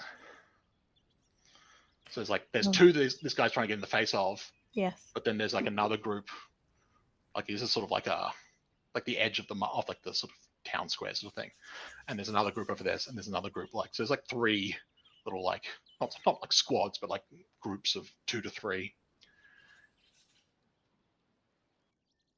And then the next thing you sort of notice is that you suddenly realize that most of them are just looking at you. And then you sort of see just, they sort of like round a corner, they've clearly sent like a runner going in vaguely the direction of the, and so it's like as you advance, you sort of like, it's like that moment of like, oh, they've sent a runner, just you just see like them go round a corner or something. And none of them, they're not like making hostile moves towards you or something, but you are suddenly very aware that they are sending someone. They've sent A, sent someone seemingly to the temple, and B, are in that sort of like, what's the term? Like they're not like clenching weapons and pointing them at you, but they are casual, like a casual readiness kind of thing. And that while they might be looking at them having a chat, their focus is definitely you in this moment. How can I make them trust me?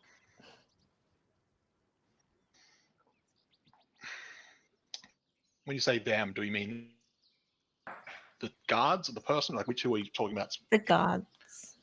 Not that person, the guards.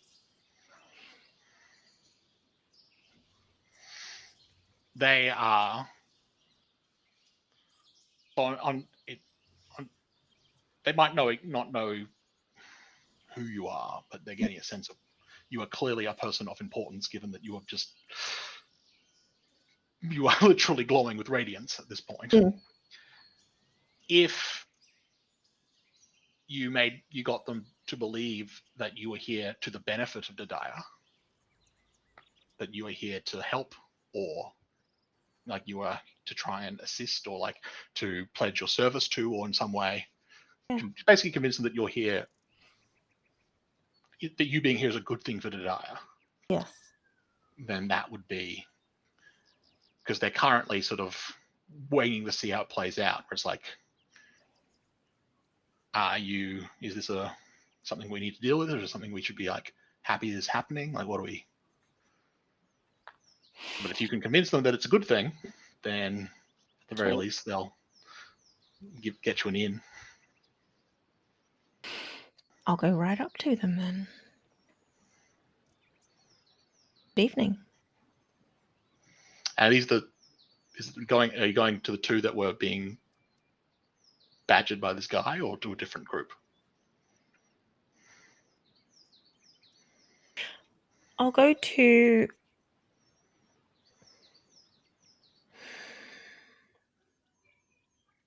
whoever it was that sent the runner. Okay. So they were sort of like the person in charge. Yeah, they were kind of like not literally behind you, but like you'd have to sort of like turn around from where you're going to go to that guy and be like, we'll go talk to this guy instead. Yes.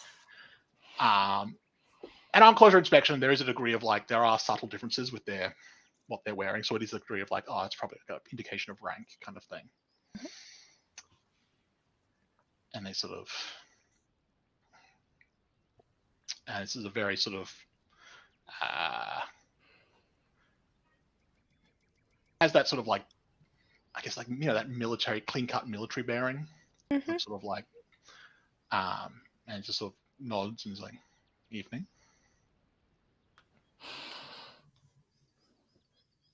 Where might I find the temple to Dadiah? Sort of looks at you a bit. And then it's like, looks up. And like, there's probably very few spots in the town that you couldn't look up and see the temple. Oh. Because they're down, it's up. Well, that's wow. That big building up there, yeah. He's just sort of like, yeah, that's the.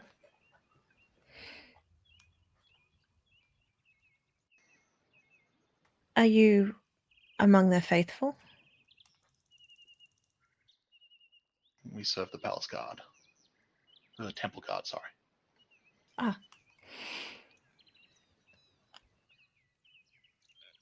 Take it you're new here. Yes. A pilgrimage. Oh, interesting. Those are rare. Are they? Most people find the best way to serve Dadiah is through their labors. But most is not all. For some, before I was here, I tended to monuments. Tended to statues and monuments and memorized those who have passed. A noble task.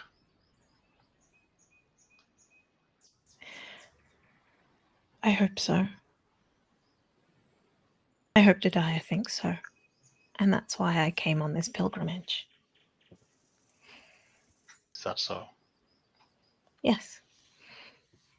Are you still glowing at this point? Or is that sort of... I think there is always that, vampire 5.5. But the glow is not deliberate. Yeah. It's just that 5.5. Hang on, I'm shimmering in a nice Yeah. way.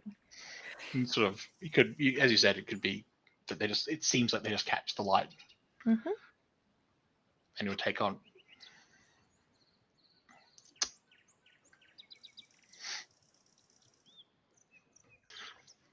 So you're making your way to the temple now? I'm doing my best. I want to know, or I would like to ask, Didiah, if there is anything that I should be doing to promote the growth of this world.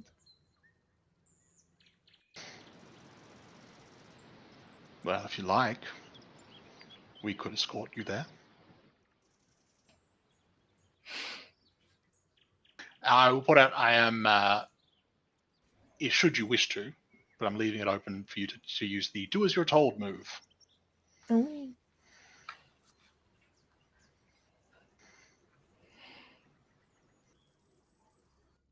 Yes.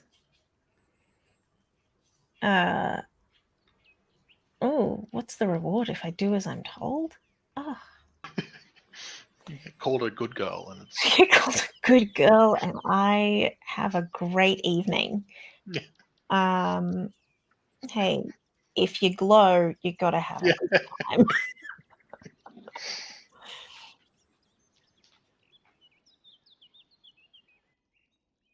But is this me showing submission to said deity or to this person here?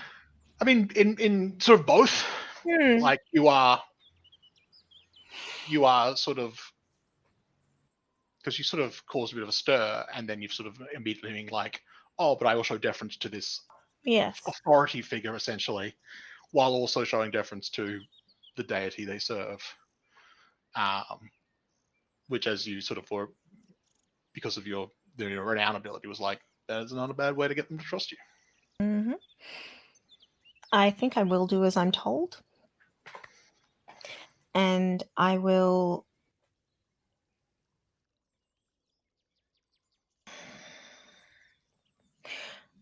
I think what they see is that the. Oops, sorry. What they see is that the vulnerability is that of, hey, you can see that these monuments mean more to me than I'm saying. Like it hurts to talk about the fact that there are monuments. Yeah. Very clearly hurts. Like it's like oh yeah, this is what I'm doing. This is how I show deference. And I think I also reveal a little bit of anger underneath that, but Yeah. like not enough to put someone on edge. More the, oh, this person hasn't got past the grief. Yeah. There's like there's an undercurrent of like anger and grief, but it's not clear to what extent or how much. But they're aware it's there. Yes. Um. So the reward is they're gonna take you straight to the temple without like, and they'll be able to like progress you through without having to, like, you potentially will be able to get into areas you might not have, might have been harder to get into if it's not Mm, for this, like, I don't know, this captain of the guard or yeah. some sergeant or whatever he is. Um, you also get get the sense that they're not entirely sure, not so much about your intentions, but what you are. Mm, Like, people don't just glow like that. So there's a degree of like, they part of it is like, you know, well, let's show the pilgrim to the temple. yeah. But there's a degree of like, if we show the pilgrim to the temple, We might be then, able to see what it well, is. it's like, but then it's like, we're there if it turns out we're there to stop them doing anything untoward on the way, if Mm, that was the intention. But also we can get them, and then it's like it feels very above the pay grade kind of thing. So it's like, if we take them directly to the more superior senior people, yes. they can handle it, and they're probably better set. Whatever this is, they are better positioned to handle this, so we should just like get them off the street and over there. And it's like, if we can do that without, fuss, all the better. Then yes, absolutely. Doing as I'm told. Seeing how high up the chain they transfer me over, because it feels like it's like, here, let me show you to my manager. Yeah. Let management handle this. So great. I'd love Have to to see start management. walking through the. Yeah, this is much easier. So they escort you to the temple, and initially they go the same way that you saw the runner go off, and it's like, and it is kind of like essentially like the main road ultimately goes up to the temple. On the way, I would probably ask the question of, how long has this village been here?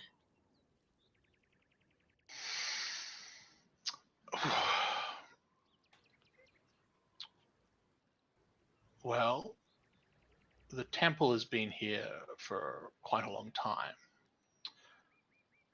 but I would suspect the river was around.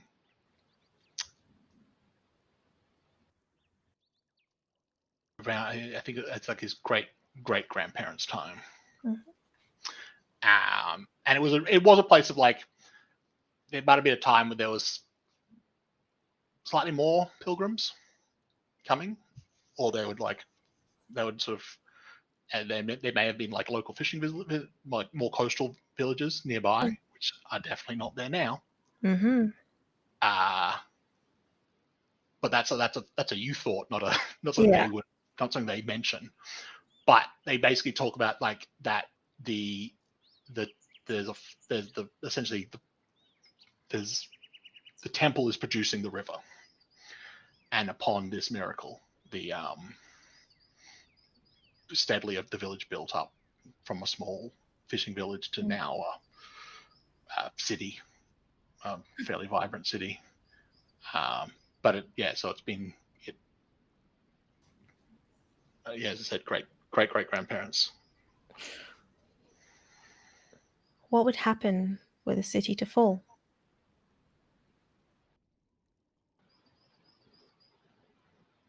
In what way? Fall how, I guess. The village I spoke of, the monuments that I tend,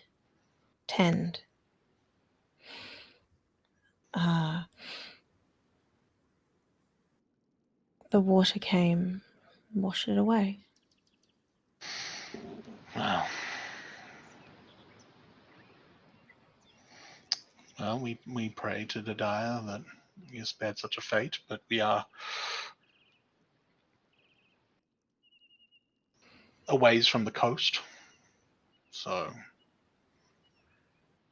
the water coming, any tidal waves that are big enough to reach us here would have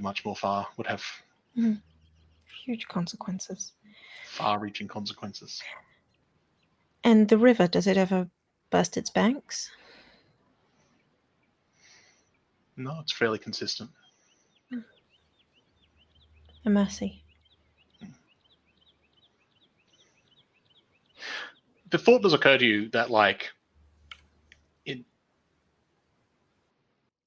not like the same extent, like it would have been much more devastating earlier on, but now that it's become a bit of a city and there's trade and whatnot, so it's not to the same extent. But if that river just stopped, like that wouldn't be as quick and sudden as like it was for your village, but it'd be the same effect, just slower. And this river, it comes from the temple itself, the center of it? Yes, there's a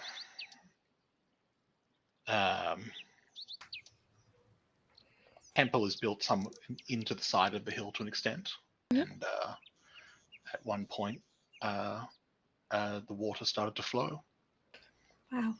and it became the river. Wow. Wow. I am truly blessed to be getting to see it.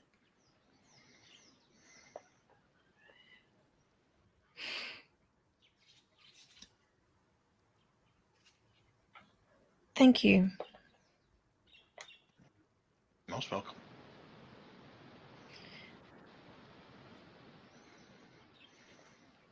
And you, do you have family? Yes, I have a wife, 2 children. My family, as I said, have lived here for generations. I see.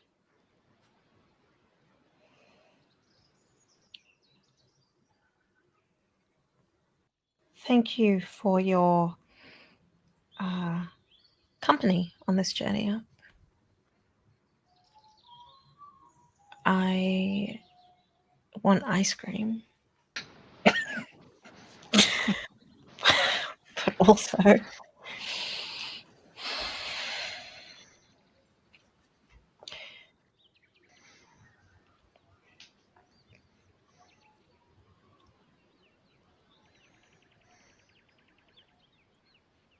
I'm going to try to connect with him and say,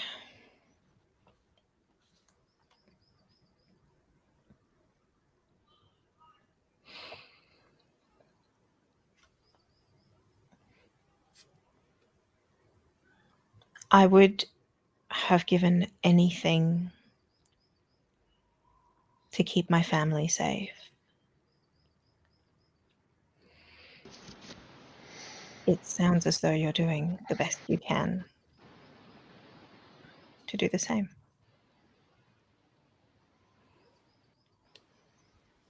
And which one are you answering? The first one. And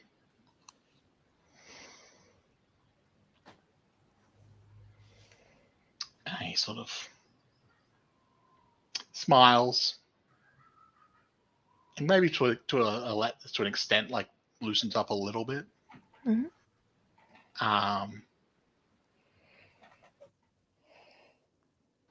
And he's like, it's ultimately it's one of the most important things we can do. We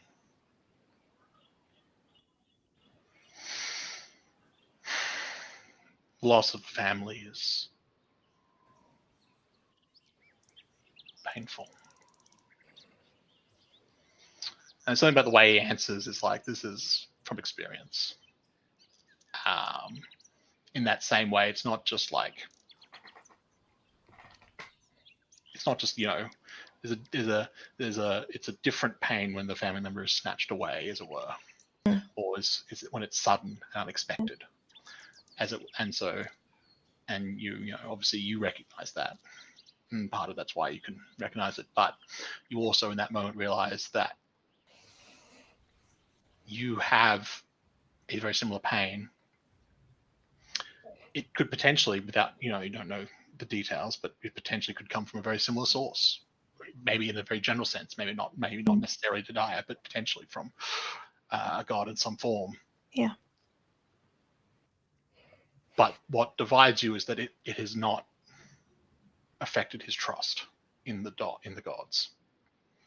He still has faith, essentially, trust. Mm. And it's the sort of thing where it's like, it was probably tested in a way as yours was. Not me, obviously not to the same extent, but in a similar way, like that faith was tested, but his remained at the end.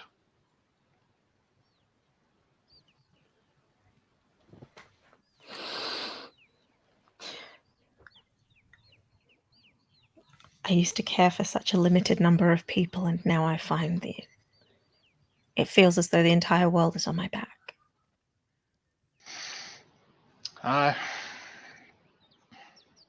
He sort of stops and he looks back, and you're getting close. You can see the temple on the, but he looks back and looks down at the thing and goes, "My family is down there, but in some ways, with my job, they're all my family."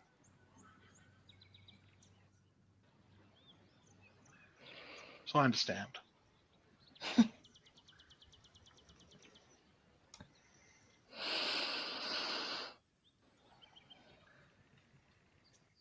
Would you do anything to protect them?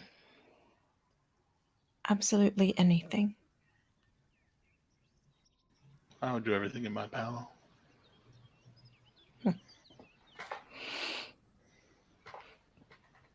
What if you had the power to do greater, larger things? What would you do?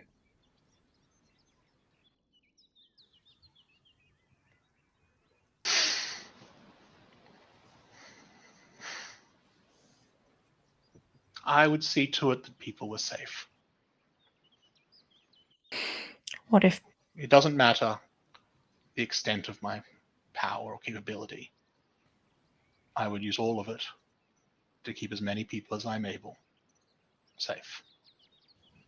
If I have more power, that's just more people. you can't keep everyone safe? I can try.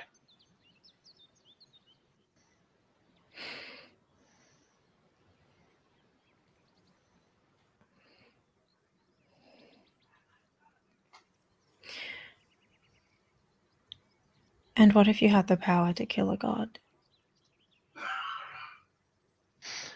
It's a lot of tension, suddenly.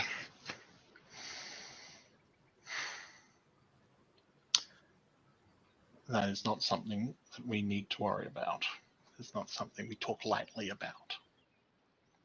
It's not something we need to speculate about. We do not speculate on the impossible.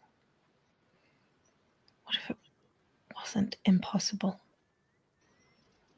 What if I could fly? What if you What could? if I could? I can't. You look too close.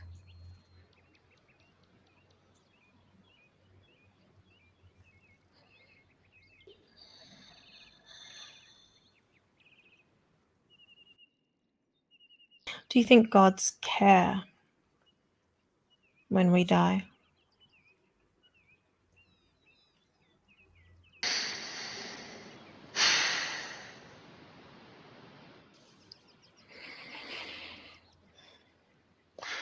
When I was little,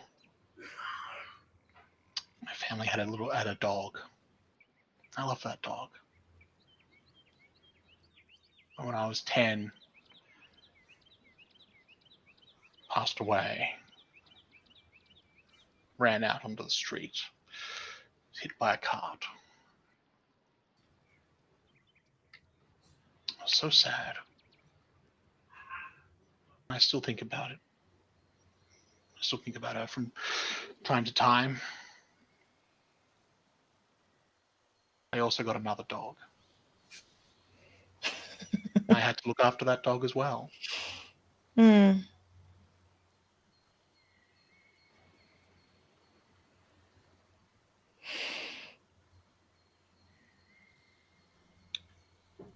So you see us as pets, the god. I don't think it's so clear cut, but it was an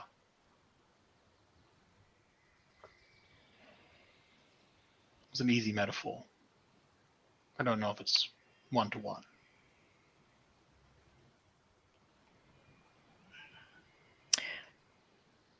What if the gods were the pets?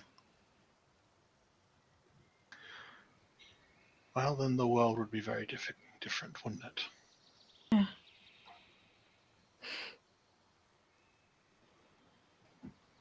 Sometimes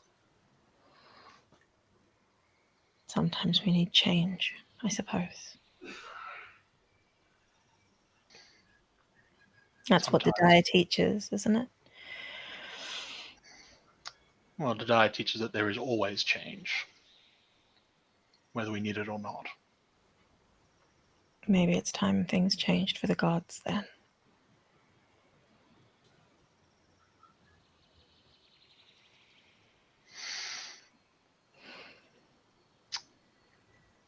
And you sort of reach the temple at this point, and there's a degree of like,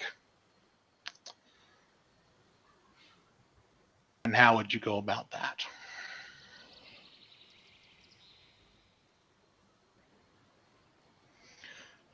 And as you sort of ponder it, you sort of realize that as you reach there's a bunch more guards, more than you would expect, that are just sort of like there.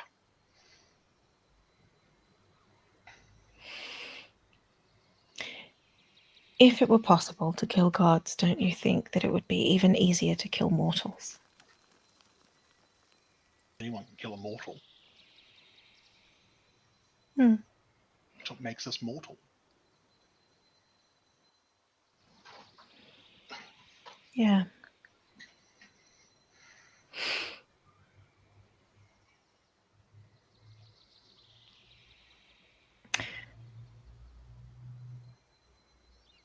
Do you think that I would care if every single one of you died?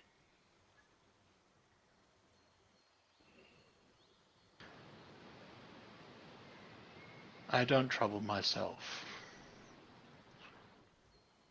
with the machination of gods.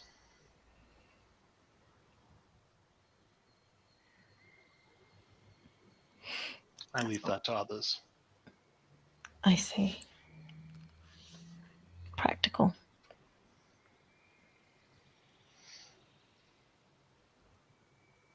Ultimately, whether PbtA cares or not matters very little. Well, that's ridiculous. Why? We're If dead. Does it change it one way or the other? And so what difference does it make if PbtA is dead? Who's going to feed the dog?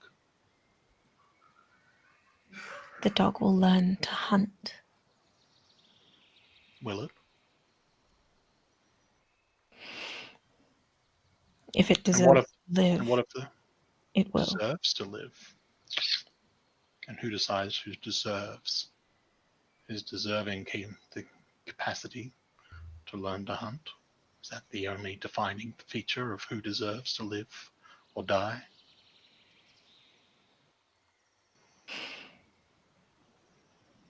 If the owner dies, what happens to a dog? It becomes a stray. If it can find its resources, if it is resourceful, then it will survive. If not, then it will die. And what if the dog, having gone feral, preys on others? That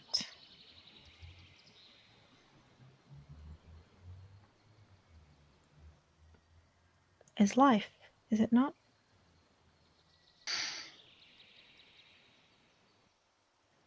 It wasn't before. The dog had a home. It was looked Dog after. had a home.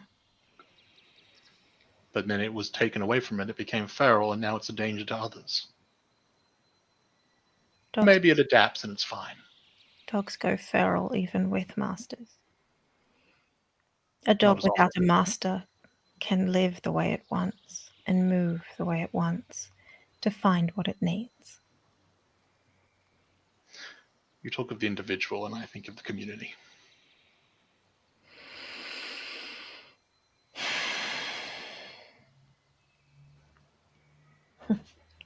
Right.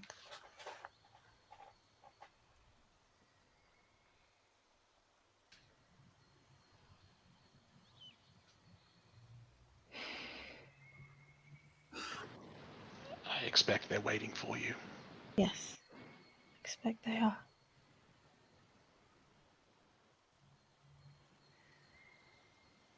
Well, we'll see if I come out with PbtA dead, won't we? You say that? Is that you? Oh, so is that the kid? Just being like, maybe I'll go kill Diana now. Okay, bye.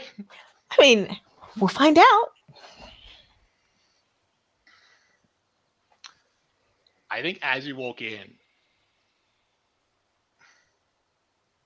to the temple and the doors are shutting behind you, you overhear someone talking to the captain. So that's the Godslayer.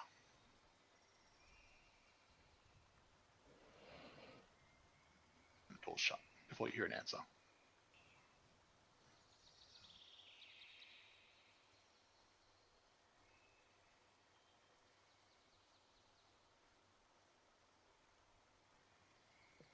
Hey, is there a river in here?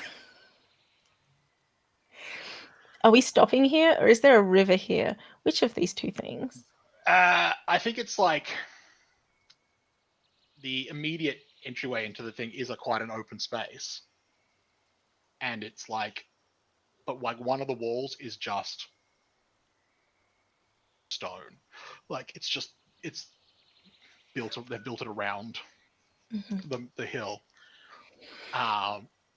and there's like a crack in the stone, and the water is coming out of that.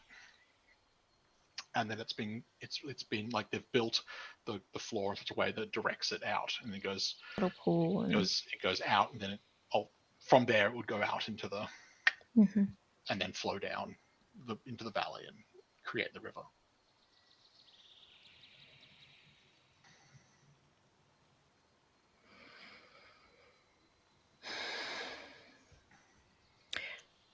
Is there how many people are inside here with me? There's a combination of like there are a few people there who are probably there for worship. There are a couple of clergy, but there are also still a bunch of guards. Again, some of them look like they are. It's like the way it's sort of like you would expect. Like maybe there's usually like one or two. Maybe they don't normally have their weapons on them while they're actually inside the temple. But now it's like there's a bunch just, but they're not like they're not actively hostile, but they are present. Right.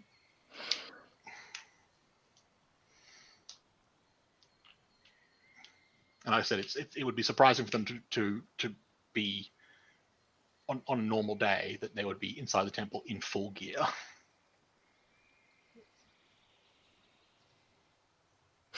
I'm going to turn and address them in a loud voice designed to, I don't know, call Didaya. And I'm going to say, for shame on all of you. Your God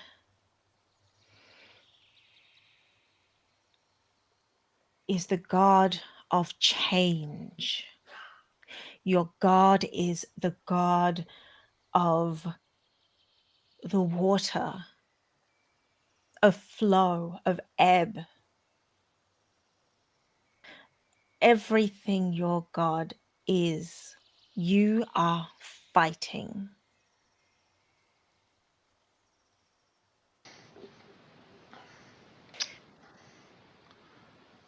This feels like challenge someone dangerous. Oh. I didn't realize there was a move for it. I was just doing it. This is a divine move. This is right. This needs dice. I'm not awakened. How does that work? You don't need to have your divinity doesn't need to be awakened to use a divine move, except for unleash the divinity. Okay, cool. So unleash your divinity is the only one that requires your divinity to actually be awakened, and that's basically you just get to do you get to use it as a avert superpower essentially, rather than a more passive thing. Yeah. But everything else is like you still have divine power. And so challenge someone dangerous. When you challenge someone dangerous in front of an audience, say what foolish or risky action you hope they'll take as a result, and then you roll a 2d6. I feel like if you get plus, you add one for each of the true statements. I think the only one that is true there is that they think they're stronger than you. Mhm. So you'll get a +1 to that. Okay. So what outcome are you hoping for when you walk in and speak this challenge? I am wanting PbtA to show their power. I want the people of this town to see what happens when PbtA gets bored or angry or has an emotion that is not like, I'll just let it be what it is today. Yeah. I want their faith in their God to be shaken, which is the cruelest thing I can think of right at this moment. Yeah. I guess I'll roll that dice. Please roll well. I could do with it. And I add 1. Yes. That's an 8. Ooh. Target rises to the bait. Mm-hmm.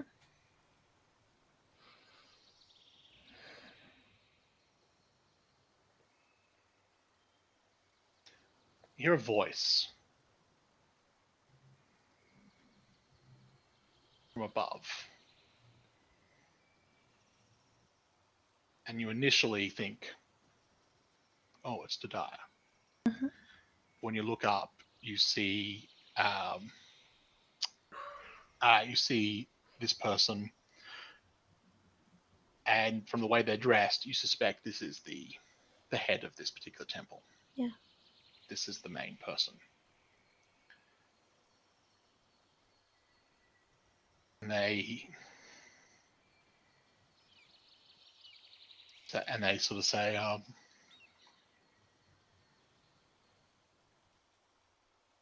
you think that your pain, your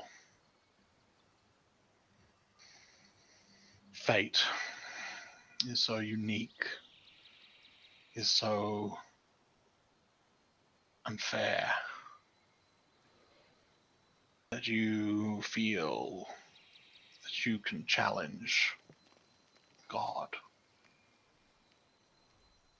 Everyone feels loss, everyone feels pain, everyone has things taken from them.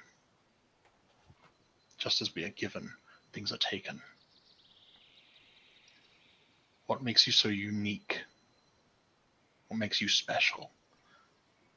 That you think you are above all this. And you notice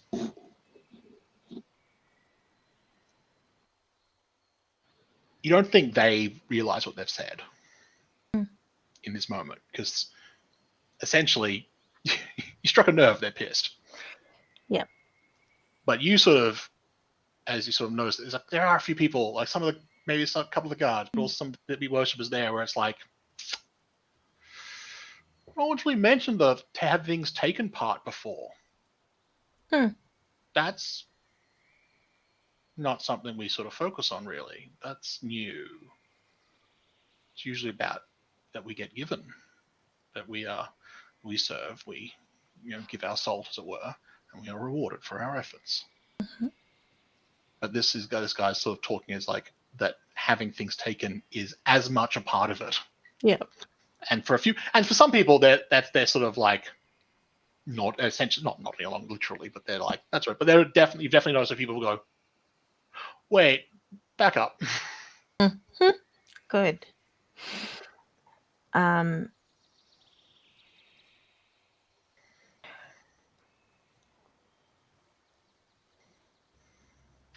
PbtA takes the sweat, the salt from our brows, and turns it into stones to throw at us.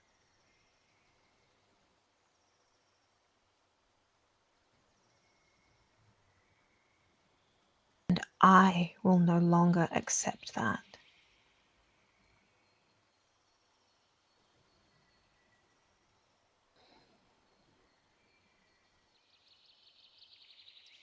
without the dire, without the bounty they provide, we will still live. you know that for sure. Yes. The dire provided the bounty that allowed the city to grow, that allowed towns to Dire flourish. gives and the dire takes. And the dire takes and the dire takes. The dire gives more often than takes. You don't remember the take. You say that, and you're immediately aware he does. This person here very specifically. This specific person, they are fully aware. They know exactly what happens. But the people around don't. People around, you are experiencing what Poto has felt. They don't get it. You've gone from making an interesting point to now you are talking nonsense. Mm-hmm.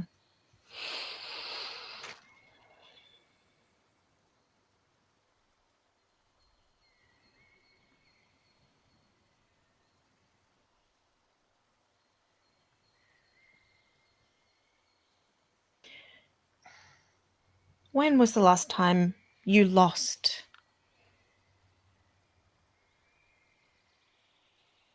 When was the last time Dadiah took from you?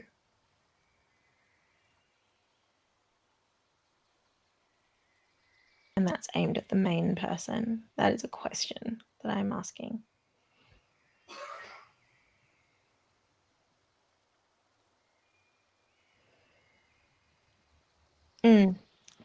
In fact, could I recognize a god? Sure, yeah. Recognize the signs and influences of a god. I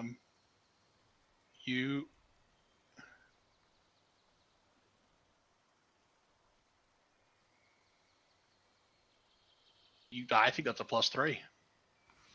You're definitely in or near their domain. You're literally in their main temple. You are very familiar with their gospel. Yeah. And it'd be bad. You're in a bit of a dire situation. It'd be bad if you were sort of... Yeah. 4, 5, 6, 7, 8, 9, 10. Ooh. Oh. I'm actively trespassing against them. So... Forgive us our trespasses. Yeah.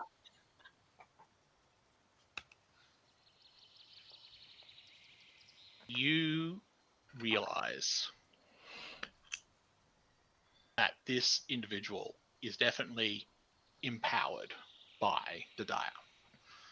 They are in a position of, clearly in a position of like trust and importance, because they have access.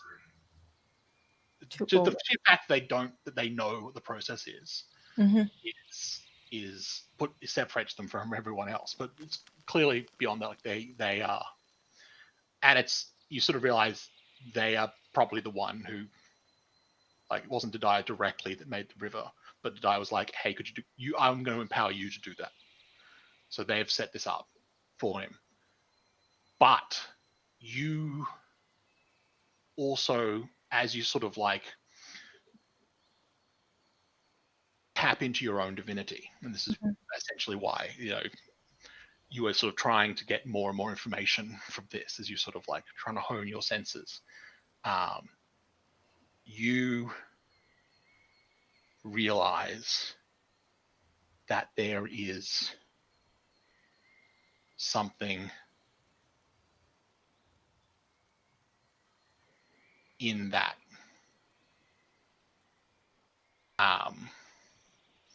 Not like it's kind of past where this guy is. So it's like he's standing on like a balcony. Yeah. Above. There's the clear influence of Dadiah's divinity on. There's a matching influence on the river. There is something there's a third thing essentially that this guy is essentially standing in front of, and you get the sense that he's not just there because he's got a good position to. He is specifically He's there there. because He is blocking your access to this third thing, which has signs of PbtA's influence, but it is not in the same way. It is powerful in its own right, and it's like seems like it's like it. The initial impression is like that PbtA tried to do something to it, and upon that not working, has just like, cool. I'll just put someone here. We're going to put someone there. We're going to put a guard in place. But in doing so, you sort of overstep, and it's like this guy realizes that you've realized. He sees that you've seen.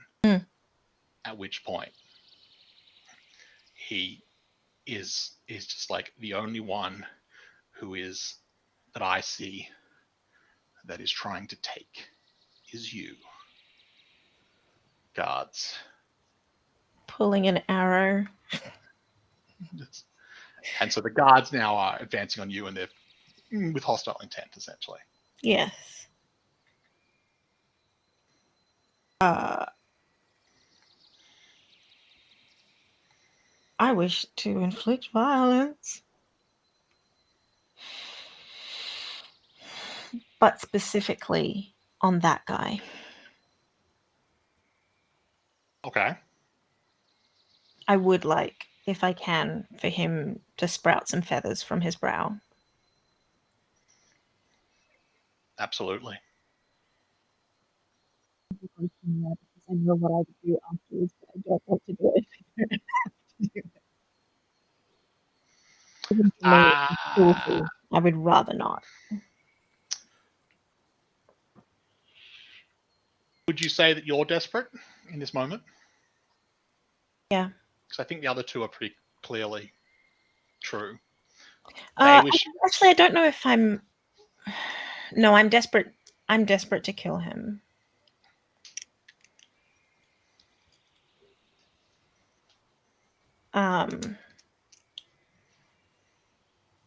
And I think it would awaken my divinity, because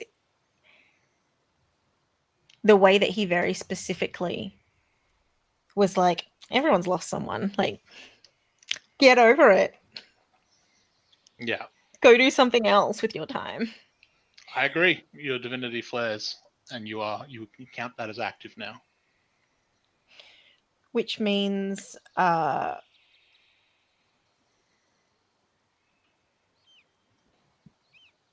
no longer radiant.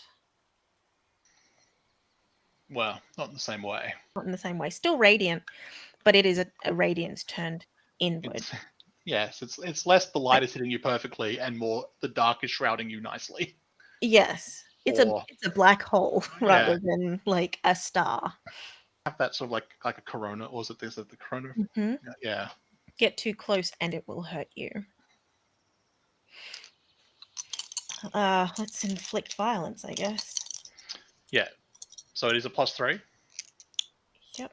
Okay. 3, 5, 8. Yeah. Mm-hmm. So you are able to. You hit them. Mm-hmm. It isn't clear if it was a fatal hit, but they definitely drop behind. Good. They drop and you can't see them anymore. Okay. And a few of the guards noticing this turn away from you and go up towards. Assuming that there are others there, but I want to know what's behind him. It doesn't like just visually. Mm-hmm. It's just a wall. How far up is it? Just like regular, like a balcony, as it were. Like it's just like it's another, like a 1 story up kind of thing. How would one get up there? You could obviously follow in the way of the guards who have seemingly gone to go check on them. You could just sort of go that way as well, and find your, hopefully find the way that way. But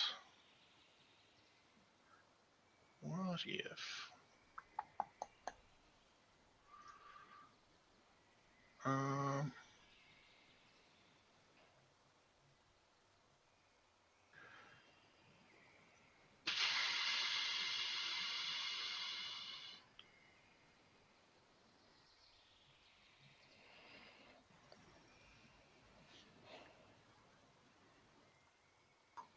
could tempt fate,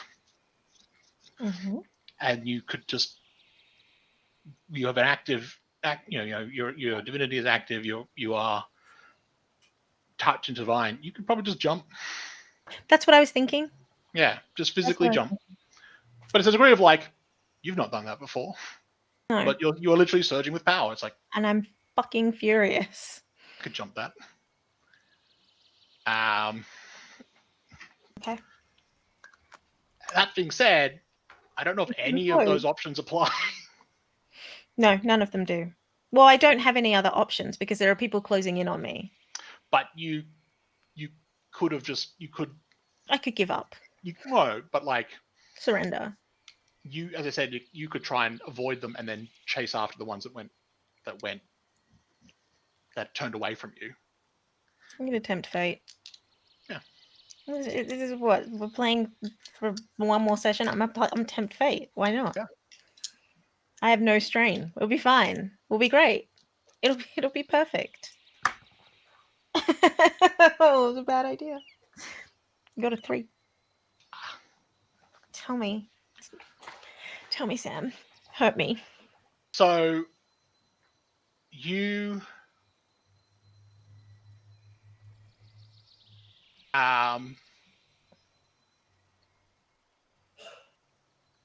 leap, and you are. It feels effortless. Like it feels like jumping from one stepping stone to another. You could just, and it's like you're going up. But as you do, this person that you hit with an arrow pulls themselves back up, and you see the arrow is embedded in like their collarbone, so very, as you see this blood.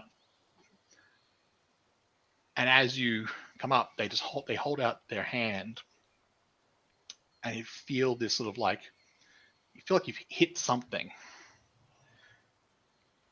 and it's like a small like orb of water, and you hit it, and then it just envelops you. So now you are inside of a large orb of water, being held above all of this. And you discover that you still need to breathe.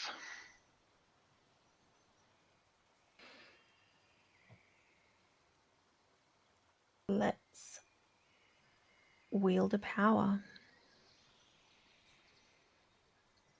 I want to burn my way out of it. Turn the water to steam. And continue to burn. To kill this person who should already be dead. Sure.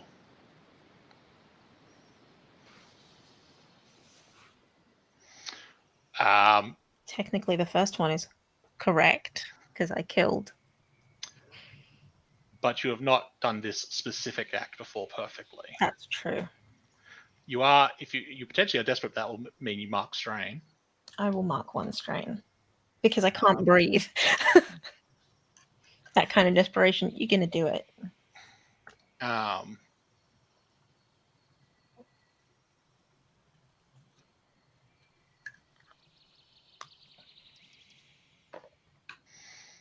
So yeah, you know that this power is inside of you. But before it was this sort of like reflective thing. It's not you. This is you actually calling. Now that you know it's there, and now you're trying to call from it. So Yeah, let's see what Yeah. happens. Okay.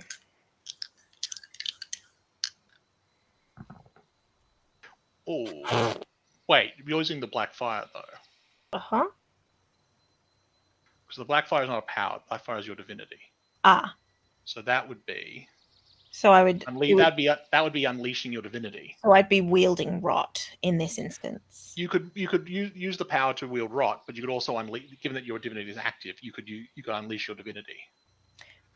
I rolled the dice already on wielding a power. I'd Sure. like to stick with rot. Okay. I mean, it's the same. Well, It's slightly different because how does rot work on water?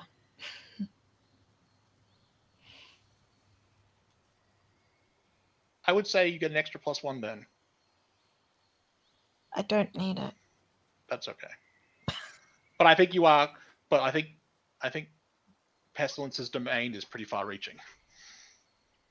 So you are still close to the domain of the god to which you took the power. Yeah. So what did you get?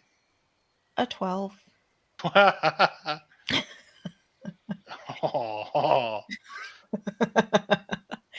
I'm angry. I don't think I get rid of the water around me. I think I reach out to suck the life from him. I think, yeah. Well, it's like he's got a wound. The wound starts to fester. Yeah. And it starts to spread. Double time, triple Yeah. time. And it's like it just gets exponentially faster. But it also spreads out from him. Yes. So now it's affecting the building. Yes. Now it's affecting the guards. Now it's affecting the people who are not quick enough to get away. And there is screaming. There is, as people, you are just literally rotting before your eyes as pillars are decaying and crumbling.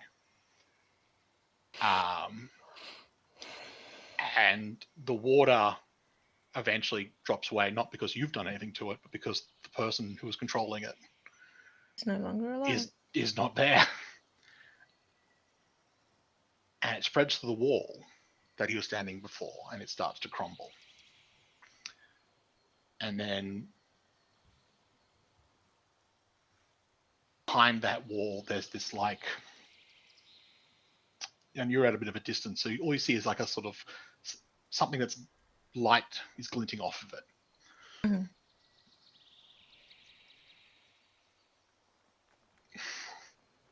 And it's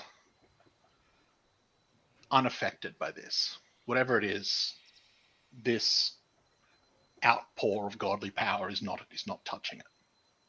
Everything around it slowly crumbling. And eventually, as it starts to fall, it drops. And as everything starts to subside and you start to sort of regain composure, and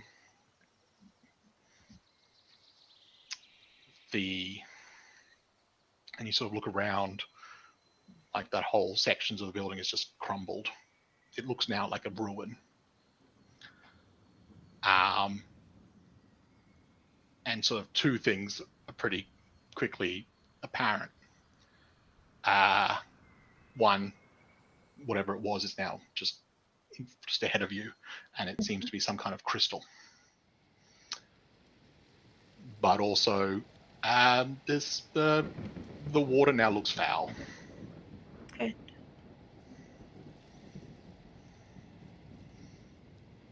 And everyone's either dead or has run away.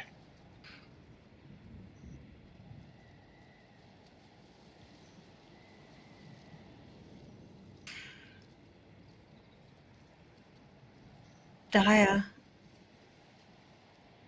Need to talk.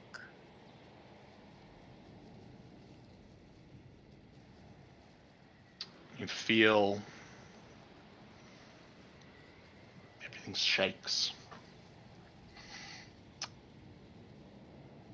And the water seems to start to rise, but though the water that's rising, the foulness is not going with it. Until eventually there is just this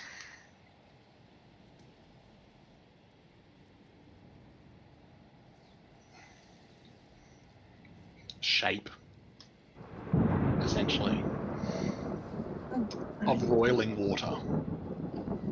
But it's constant movement. Sometimes it's sort of got a humanoid shape, sometimes it's more animalistic, sometimes it's abstract, sometimes it's sort of big, sometimes it's small, but it is always this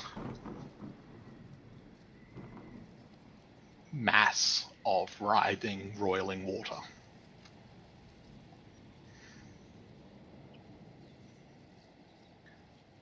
And then with this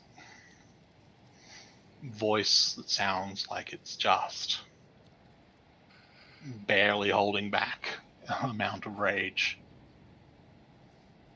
it says, "Fine. Have my attention." Even the voice is different, like almost like with each word, it sounds like someone else is saying it, or different. Or sometimes it sounds like a man. Sometimes it sounds like a woman. Sometimes it sounds like a bubbling brook. Sometimes it sounds like a raging storm.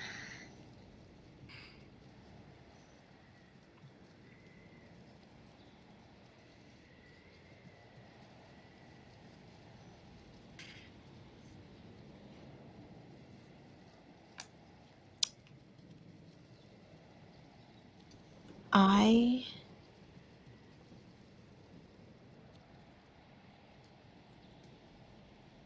need to know.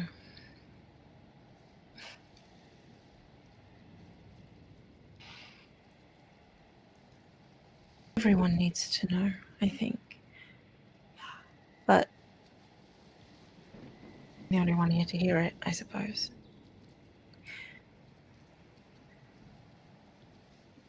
When we die, do you think of us? Yes. As we've gone, do you think of us? Yes.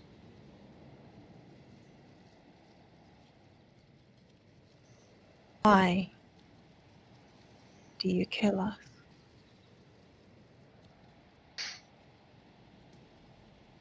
It's the cycle.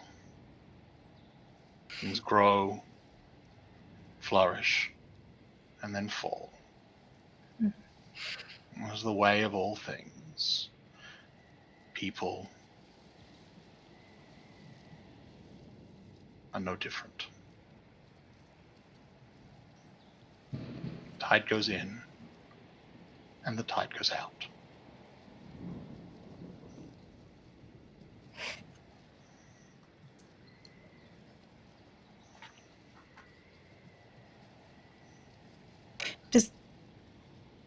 Is that true of gods, do you think? It's true of all things. So you knew this was coming. If not you, someone else.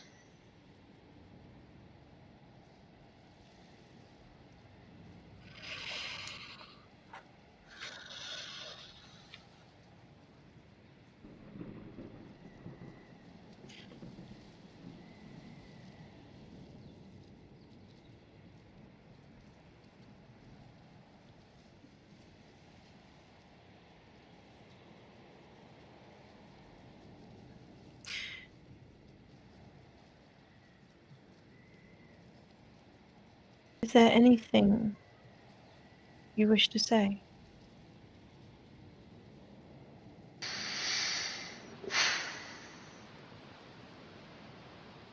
You're angry because I destroyed your village.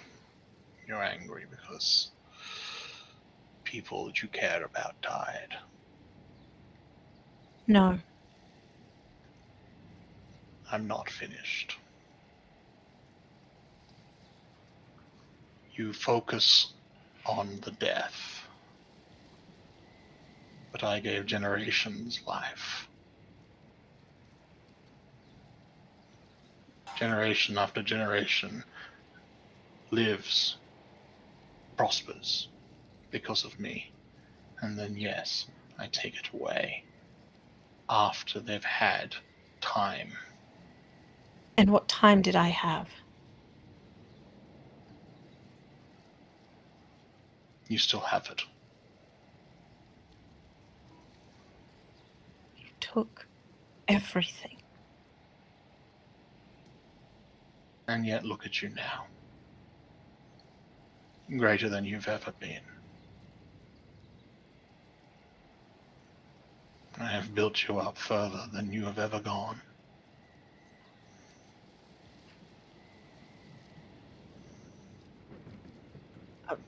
I think they just unleash. I can't think of anything else. They are too angry.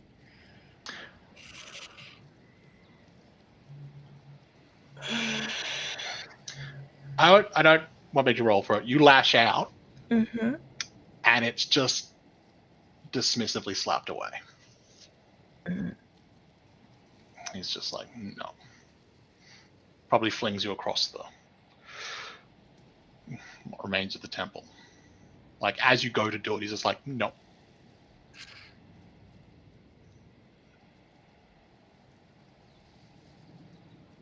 I think at this point, spits out a glob of blood because when a god throws you across a room, Yeah. what you got? Not, What have you not. got to do that?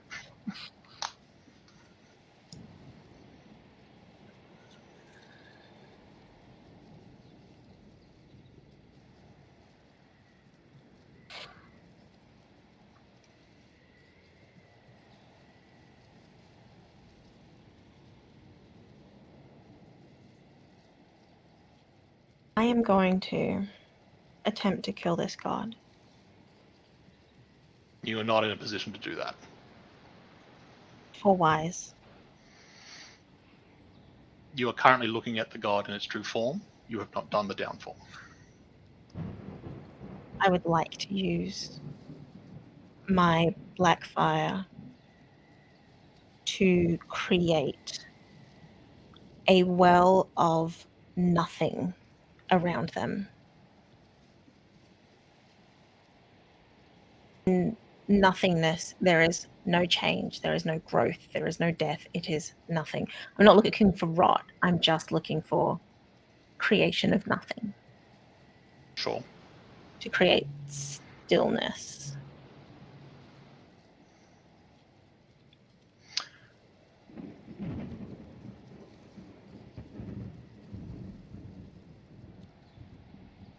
You can.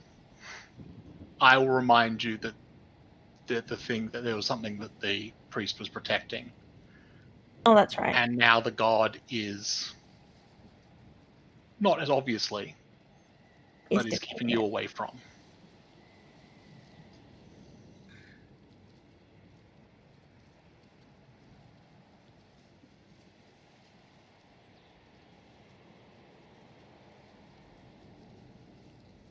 Hmm.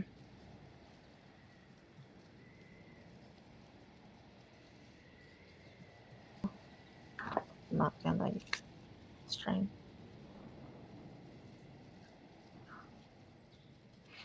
Hmm. Hmm.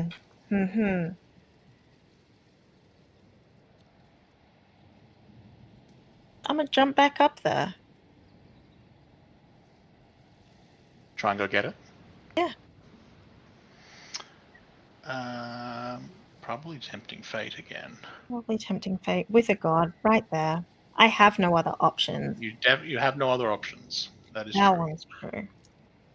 Killed everything in here.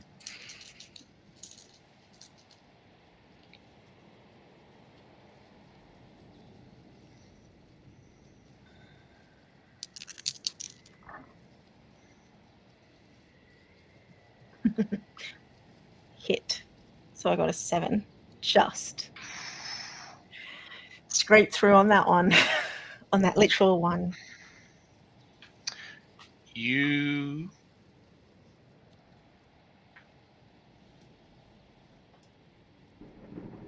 race across this temple. You narrowly avoiding either him trying to whack you away or tearing at the ground or just jets of water, all sorts of things being thrown at you. and but you manage to avoid it. And you sort of dive across and you scoop this thing into your hand. And the very second you touch it, you are aware that what you are holding is a single moment of time that has been crystallized into perfect stillness.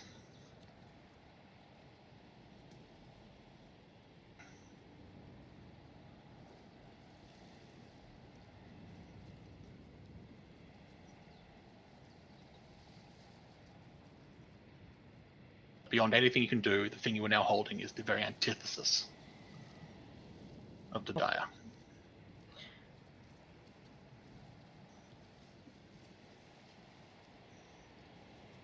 In which case,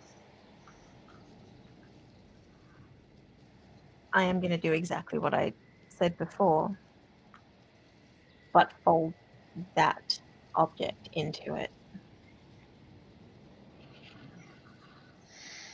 So sort of using your divinity to almost like hold them in place and then... Yeah.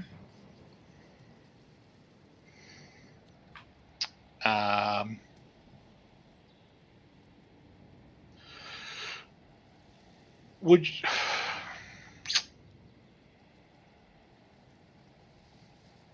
I'd definitely say it's obvious in terms of you unleashing your divinity. Mm-hmm. I don't think it's unstable because you need it to sort of hold him. Mm-hmm. Arguably, it could be brief because you only need to do it for like a moment. It could be brief because I only need it for a moment, but also it's fire. So theoretically, the longer water is around it, it will turn into, it probably try to turn into something else. Yeah. But I'm thinking globe of invulnerability sort of thing, like. Yeah. I think it's definitely obvious, which means it doesn't necessarily need to be brief. And there is a part, you know what, I don't think it's brief. I think what it does is, in the same way that I was put in a bubble of water and I couldn't breathe. Oh, I'm sorry. I am reading this wrong. Oh? Yeah, this is not the same as the others. This is not pick these 3 and those are bonuses to your dice roll. No. I just do it. You just do it. You just accomplish a thing. You pick one of those as the side effect.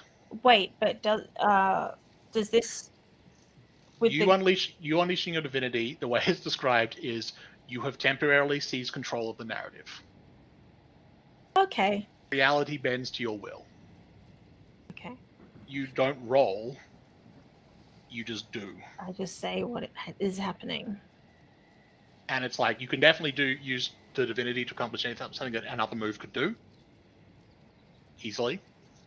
But the move lacks a specific narrative trigger for a reason, so it could be whatever fits within your divinity. In which case, let me ask this question. In order to use the kill or spare, do I need to be awakened? No, I don't believe so. You just need to have put them in the position where you have, in their true form, confronted them with their downfall, which is what you would be doing in this moment. And that gives you the ability to then use the crucible moves. Then I'm going to use my divinity to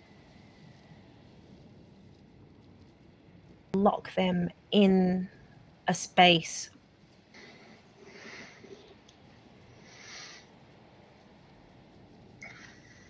Lock them in a space or lock them in with their downfall in a way that prolonged exposure will kill them.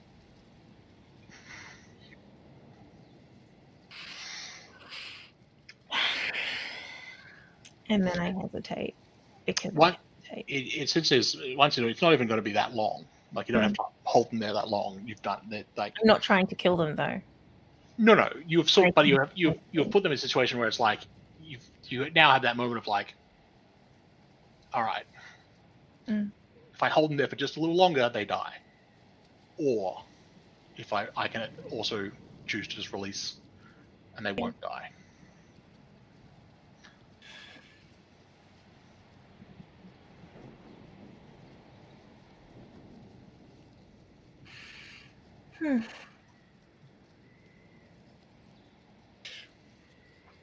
The hard thing is, at the end of the day, this is still their God. Yep. It's like you can be a lapsed Christian, but you still kind of have those tenets sitting in the back of your head. And, you know, some of it makes sense. It doesn't matter how far back it goes. Like it's in there.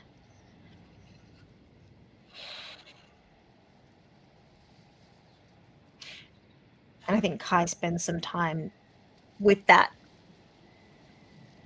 Not some time, but you know what I mean? Like, there's a split moment where Kai is... It's something you've been grappling with the whole time, but you've sort of hit, this is the moment of truth, as it were. Yeah.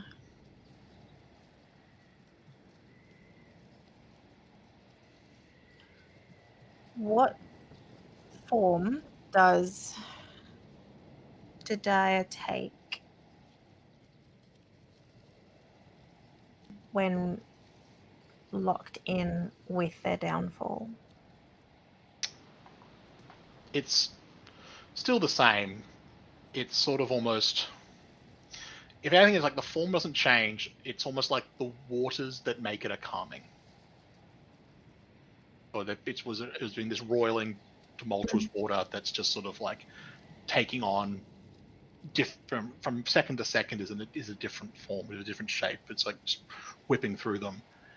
It's still doing that, but the waters are steadily becoming still.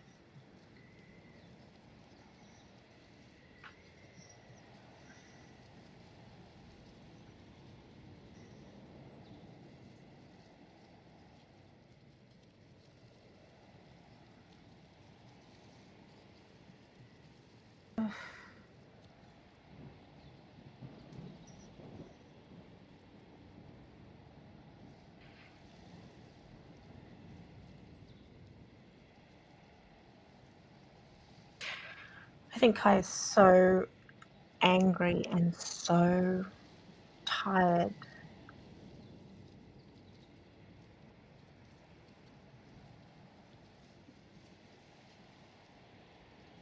that they scream.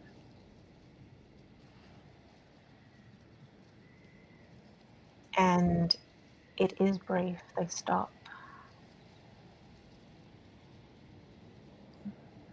They spare the God.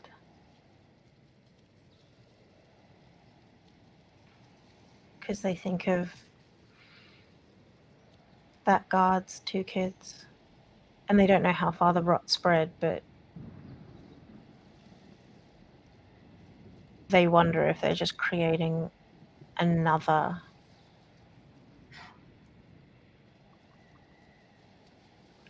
person like them, another person like like Poto, another, like,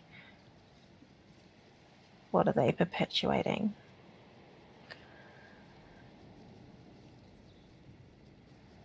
And it's only because they see the water calm that they can have that thought. They wouldn't have been able to have that thought if the water had roiled more, because it's just, this is what killed my family. But the water calming in the face of its downfall is enough for them to go,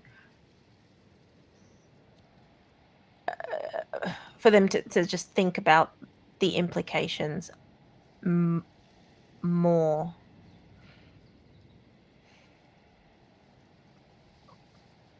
Yeah. Damn it. What is kill a God? And now it's like, well, maybe I can't go back and kill this God. If I roll too low, I can't go back and do this job again. But what if gods are people too? Fuck that. Okay. On a 6+, the river does not seal my choice. I can choose to kill them later. 7 to 9. A Well, seven. 7 above. 7 above, I can You kill could it. kill them. You can kill them later, should you Yeah. wish. But my dice haven't been kind to me, so we'll see what And happens. there's no bonuses to this one. This is just a straight roll. It's just a straight roll. It's just the fates. Whoop! I dropped a die. Stay on my desk. Oh shit! It's a 9. Ooh.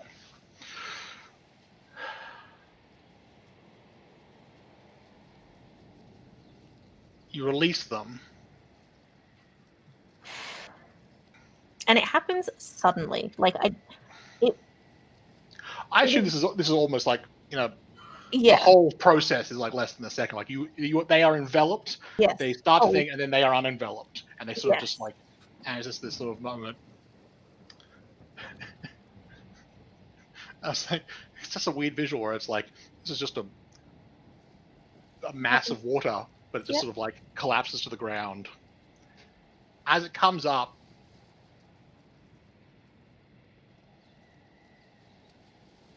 the water itself is kind of spinning up again, but not in like a tempest kind of way, in more of a sort of like all water has a current kind of thing. Like Yeah. water is just moving. And the actual form is becoming a bit more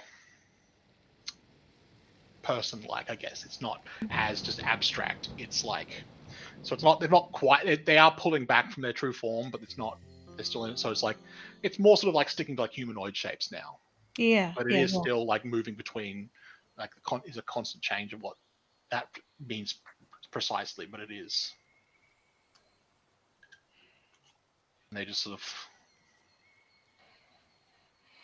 agree of like shock and confusion and kind of just look at you.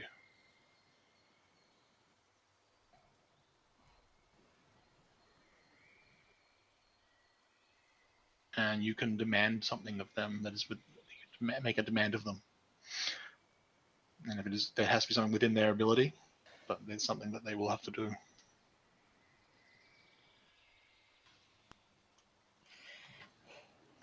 I have to ask them a question first.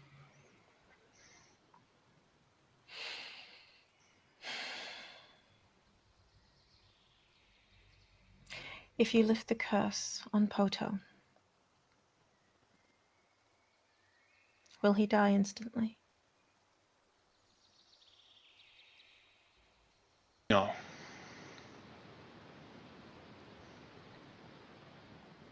But he will die. I mean, it won't be.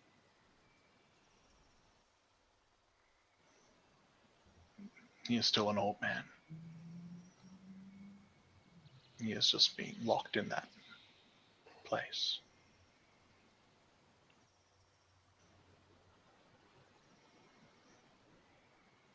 But the time will catch up to him.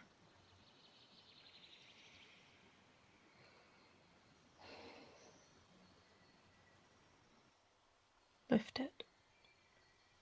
It's done.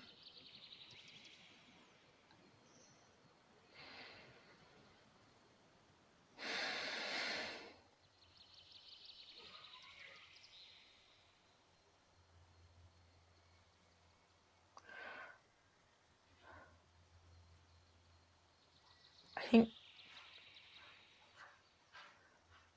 Kai just picks themselves up, doesn't look back, leaves.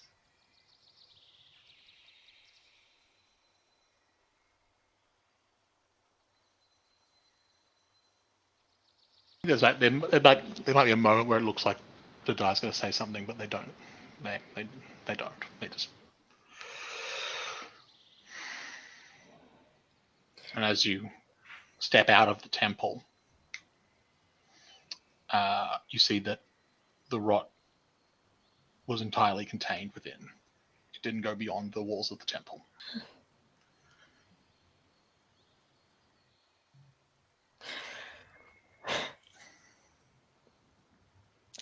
they kick things.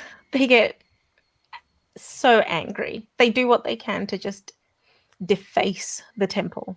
Like they kick it, they hit it, they start screaming, and there are people still there. Like obviously everyone who fled, and there's the guards who are still outside, and they're sort of trying to make sure they've been sort of making it, but they've not gone. They're sort of making it permanent. At this point, they're just sort of like they don't know what to do. They're sort of standing there.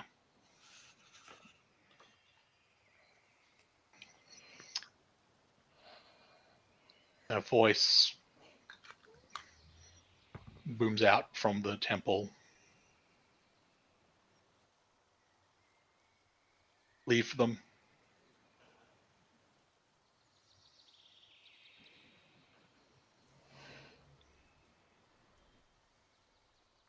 And they're not talking to you, they're talking to the guards. Yeah. Yeah. And so everyone's sort of a bit of confusion. Because there's an actual god talking to you. There's a degree of just like, what? Every moment of this has been insane.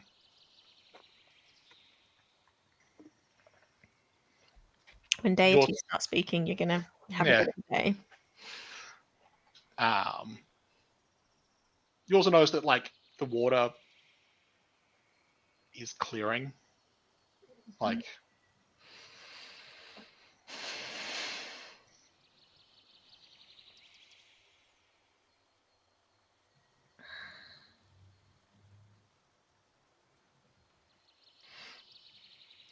I'm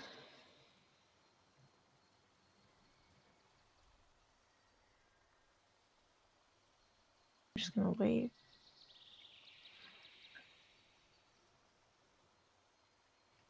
no one stops you.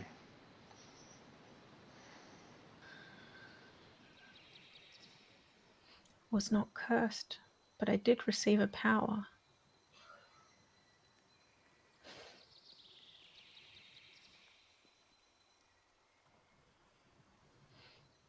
I'm so angry.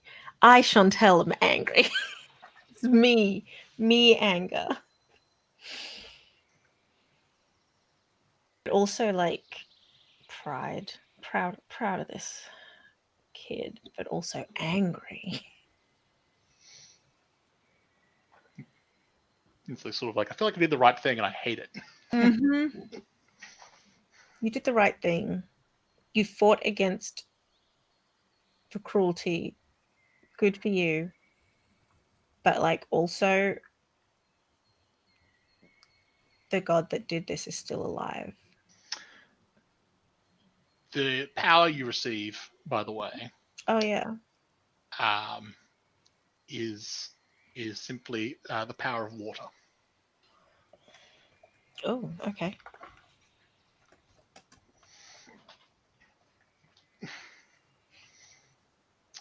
Sort of, and writing that like in this game, when you talk about like the divinity or the power, it is the broadest interpretation of that word.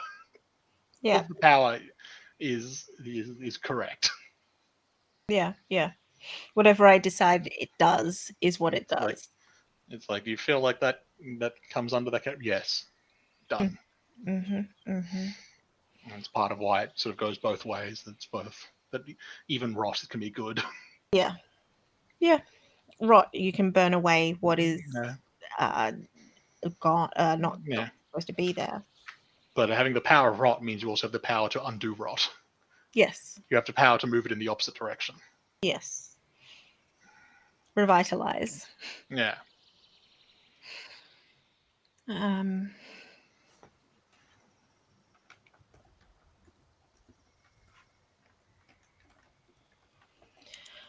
I reserve my right to come back and kill this bitch. He's just like, actually, no, fuck you. Oh, is it possible? You still have the crystal. I was gonna say, can I still have the crystal? They're not. We're not in a position to take that from you. So yeah, I love how I walked into this temple with them thinking they were stronger than me. I walk out holding the thing that makes them not stronger than me. Yes. Very good.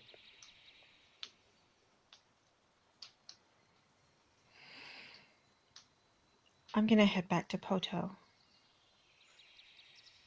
to make sure he knows that he's gonna die.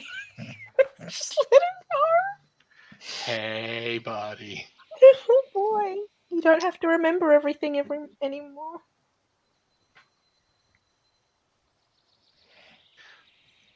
We might we'll quickly do that. I think that's where we'll And wrap that's up. where we'll wrap up. Yeah. But when you get back to Poto, you find him just sort of pottering around his little hut. And he looks old. Like before he was old, but now he's old. Like he is sort of old man shuffling around. He is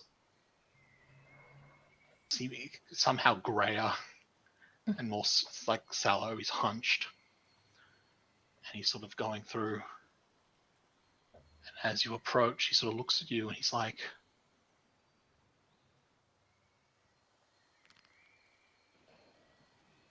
I'm sorry, do I know you?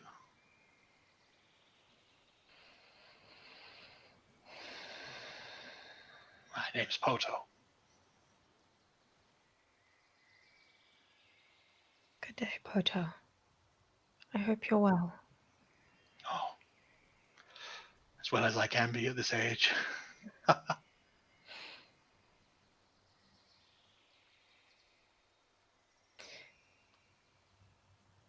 This may seem imposing, and I don't mean to impose too much upon your kindness. But once we met, and you said that I could return, and I wondered if I could trouble you for some tea. Oh, I'm sorry, I don't. Huh. Mine's not what it used to be, but that sounds like something I would have said. And I always like to have company with tea, please. And he sort of shuffles, opens his door, and have tea with Poto. That's a good thing to wrap it up on. And a great name for a movie. Tea with Poto. coming soon from Studio Ghibli. Yeah, tea with Poto. And I think is the thing that they enjoy the most is, hey, look, I managed to get rid of a curse for someone. Yeah. And that's that. That was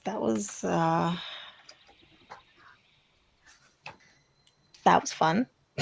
Yeah. I was not expecting you to spare. Nope. Spare Dedaya. Nope. I should not have asked about that guy's family. It's like, I humanized them, and now it's very. Now I can't kill Dedaya immediately. It was a moment of like this sort of toying. It's like, is this comes out of like secret police? That's like, or is it just like, no?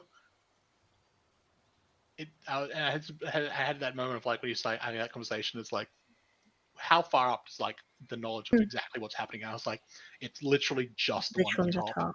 And so this guy is literally just. He's just a guy. He's just a dude doing a job. And as he makes a point, it's like whatever power he would have put it towards. Yeah. And so he became a guard. That was what he could do within his power. Dude. Dude. Yeah. I'm gonna kill another god. I'm gonna kill someone. I'm gonna kill a god. Well, we're doing another session in 2 weeks. One more session. And we've still got, What, the Orphan Maker? The Orphan Maker or the Great Educator, depending on who you ask. The Great Educator. We met the way home. Met the way home. They didn't seem terrible, but like the whole point was like gods don't do things for nothing. The gods always have an agenda. Mm-hmm. And so I think the book is specifically like, if a god's offering you help for like nothing, you should be immensely Be worried. Be wary of that. Yep. And at least now I know what this god's true form looks like. The dire. Wanderlust. No? Do I not? I think their answer was maybe. Their answer was maybe. They were very non-committal. The location, though, gives me a lot of you do have the location is useful information. Yeah. Make a note before I forget. Yeah.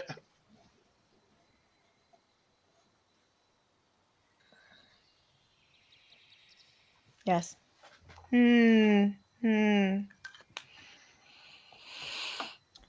I will be the god of revenge, except I fail to revenge. Turns out revenge is hard.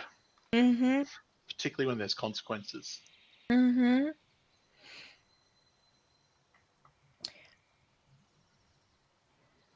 I have thoughts to have. I have some thinking to do as to which god to kill and whether or not I made the right decision with the dire, which could end up leading to like a 2-for-1 next time. Just like, stuff this. Well, it's like if it turns out that there were more people implicit, more gods implicit, and there would be, because no gods have like a single domain, they overlap each other, so yeah.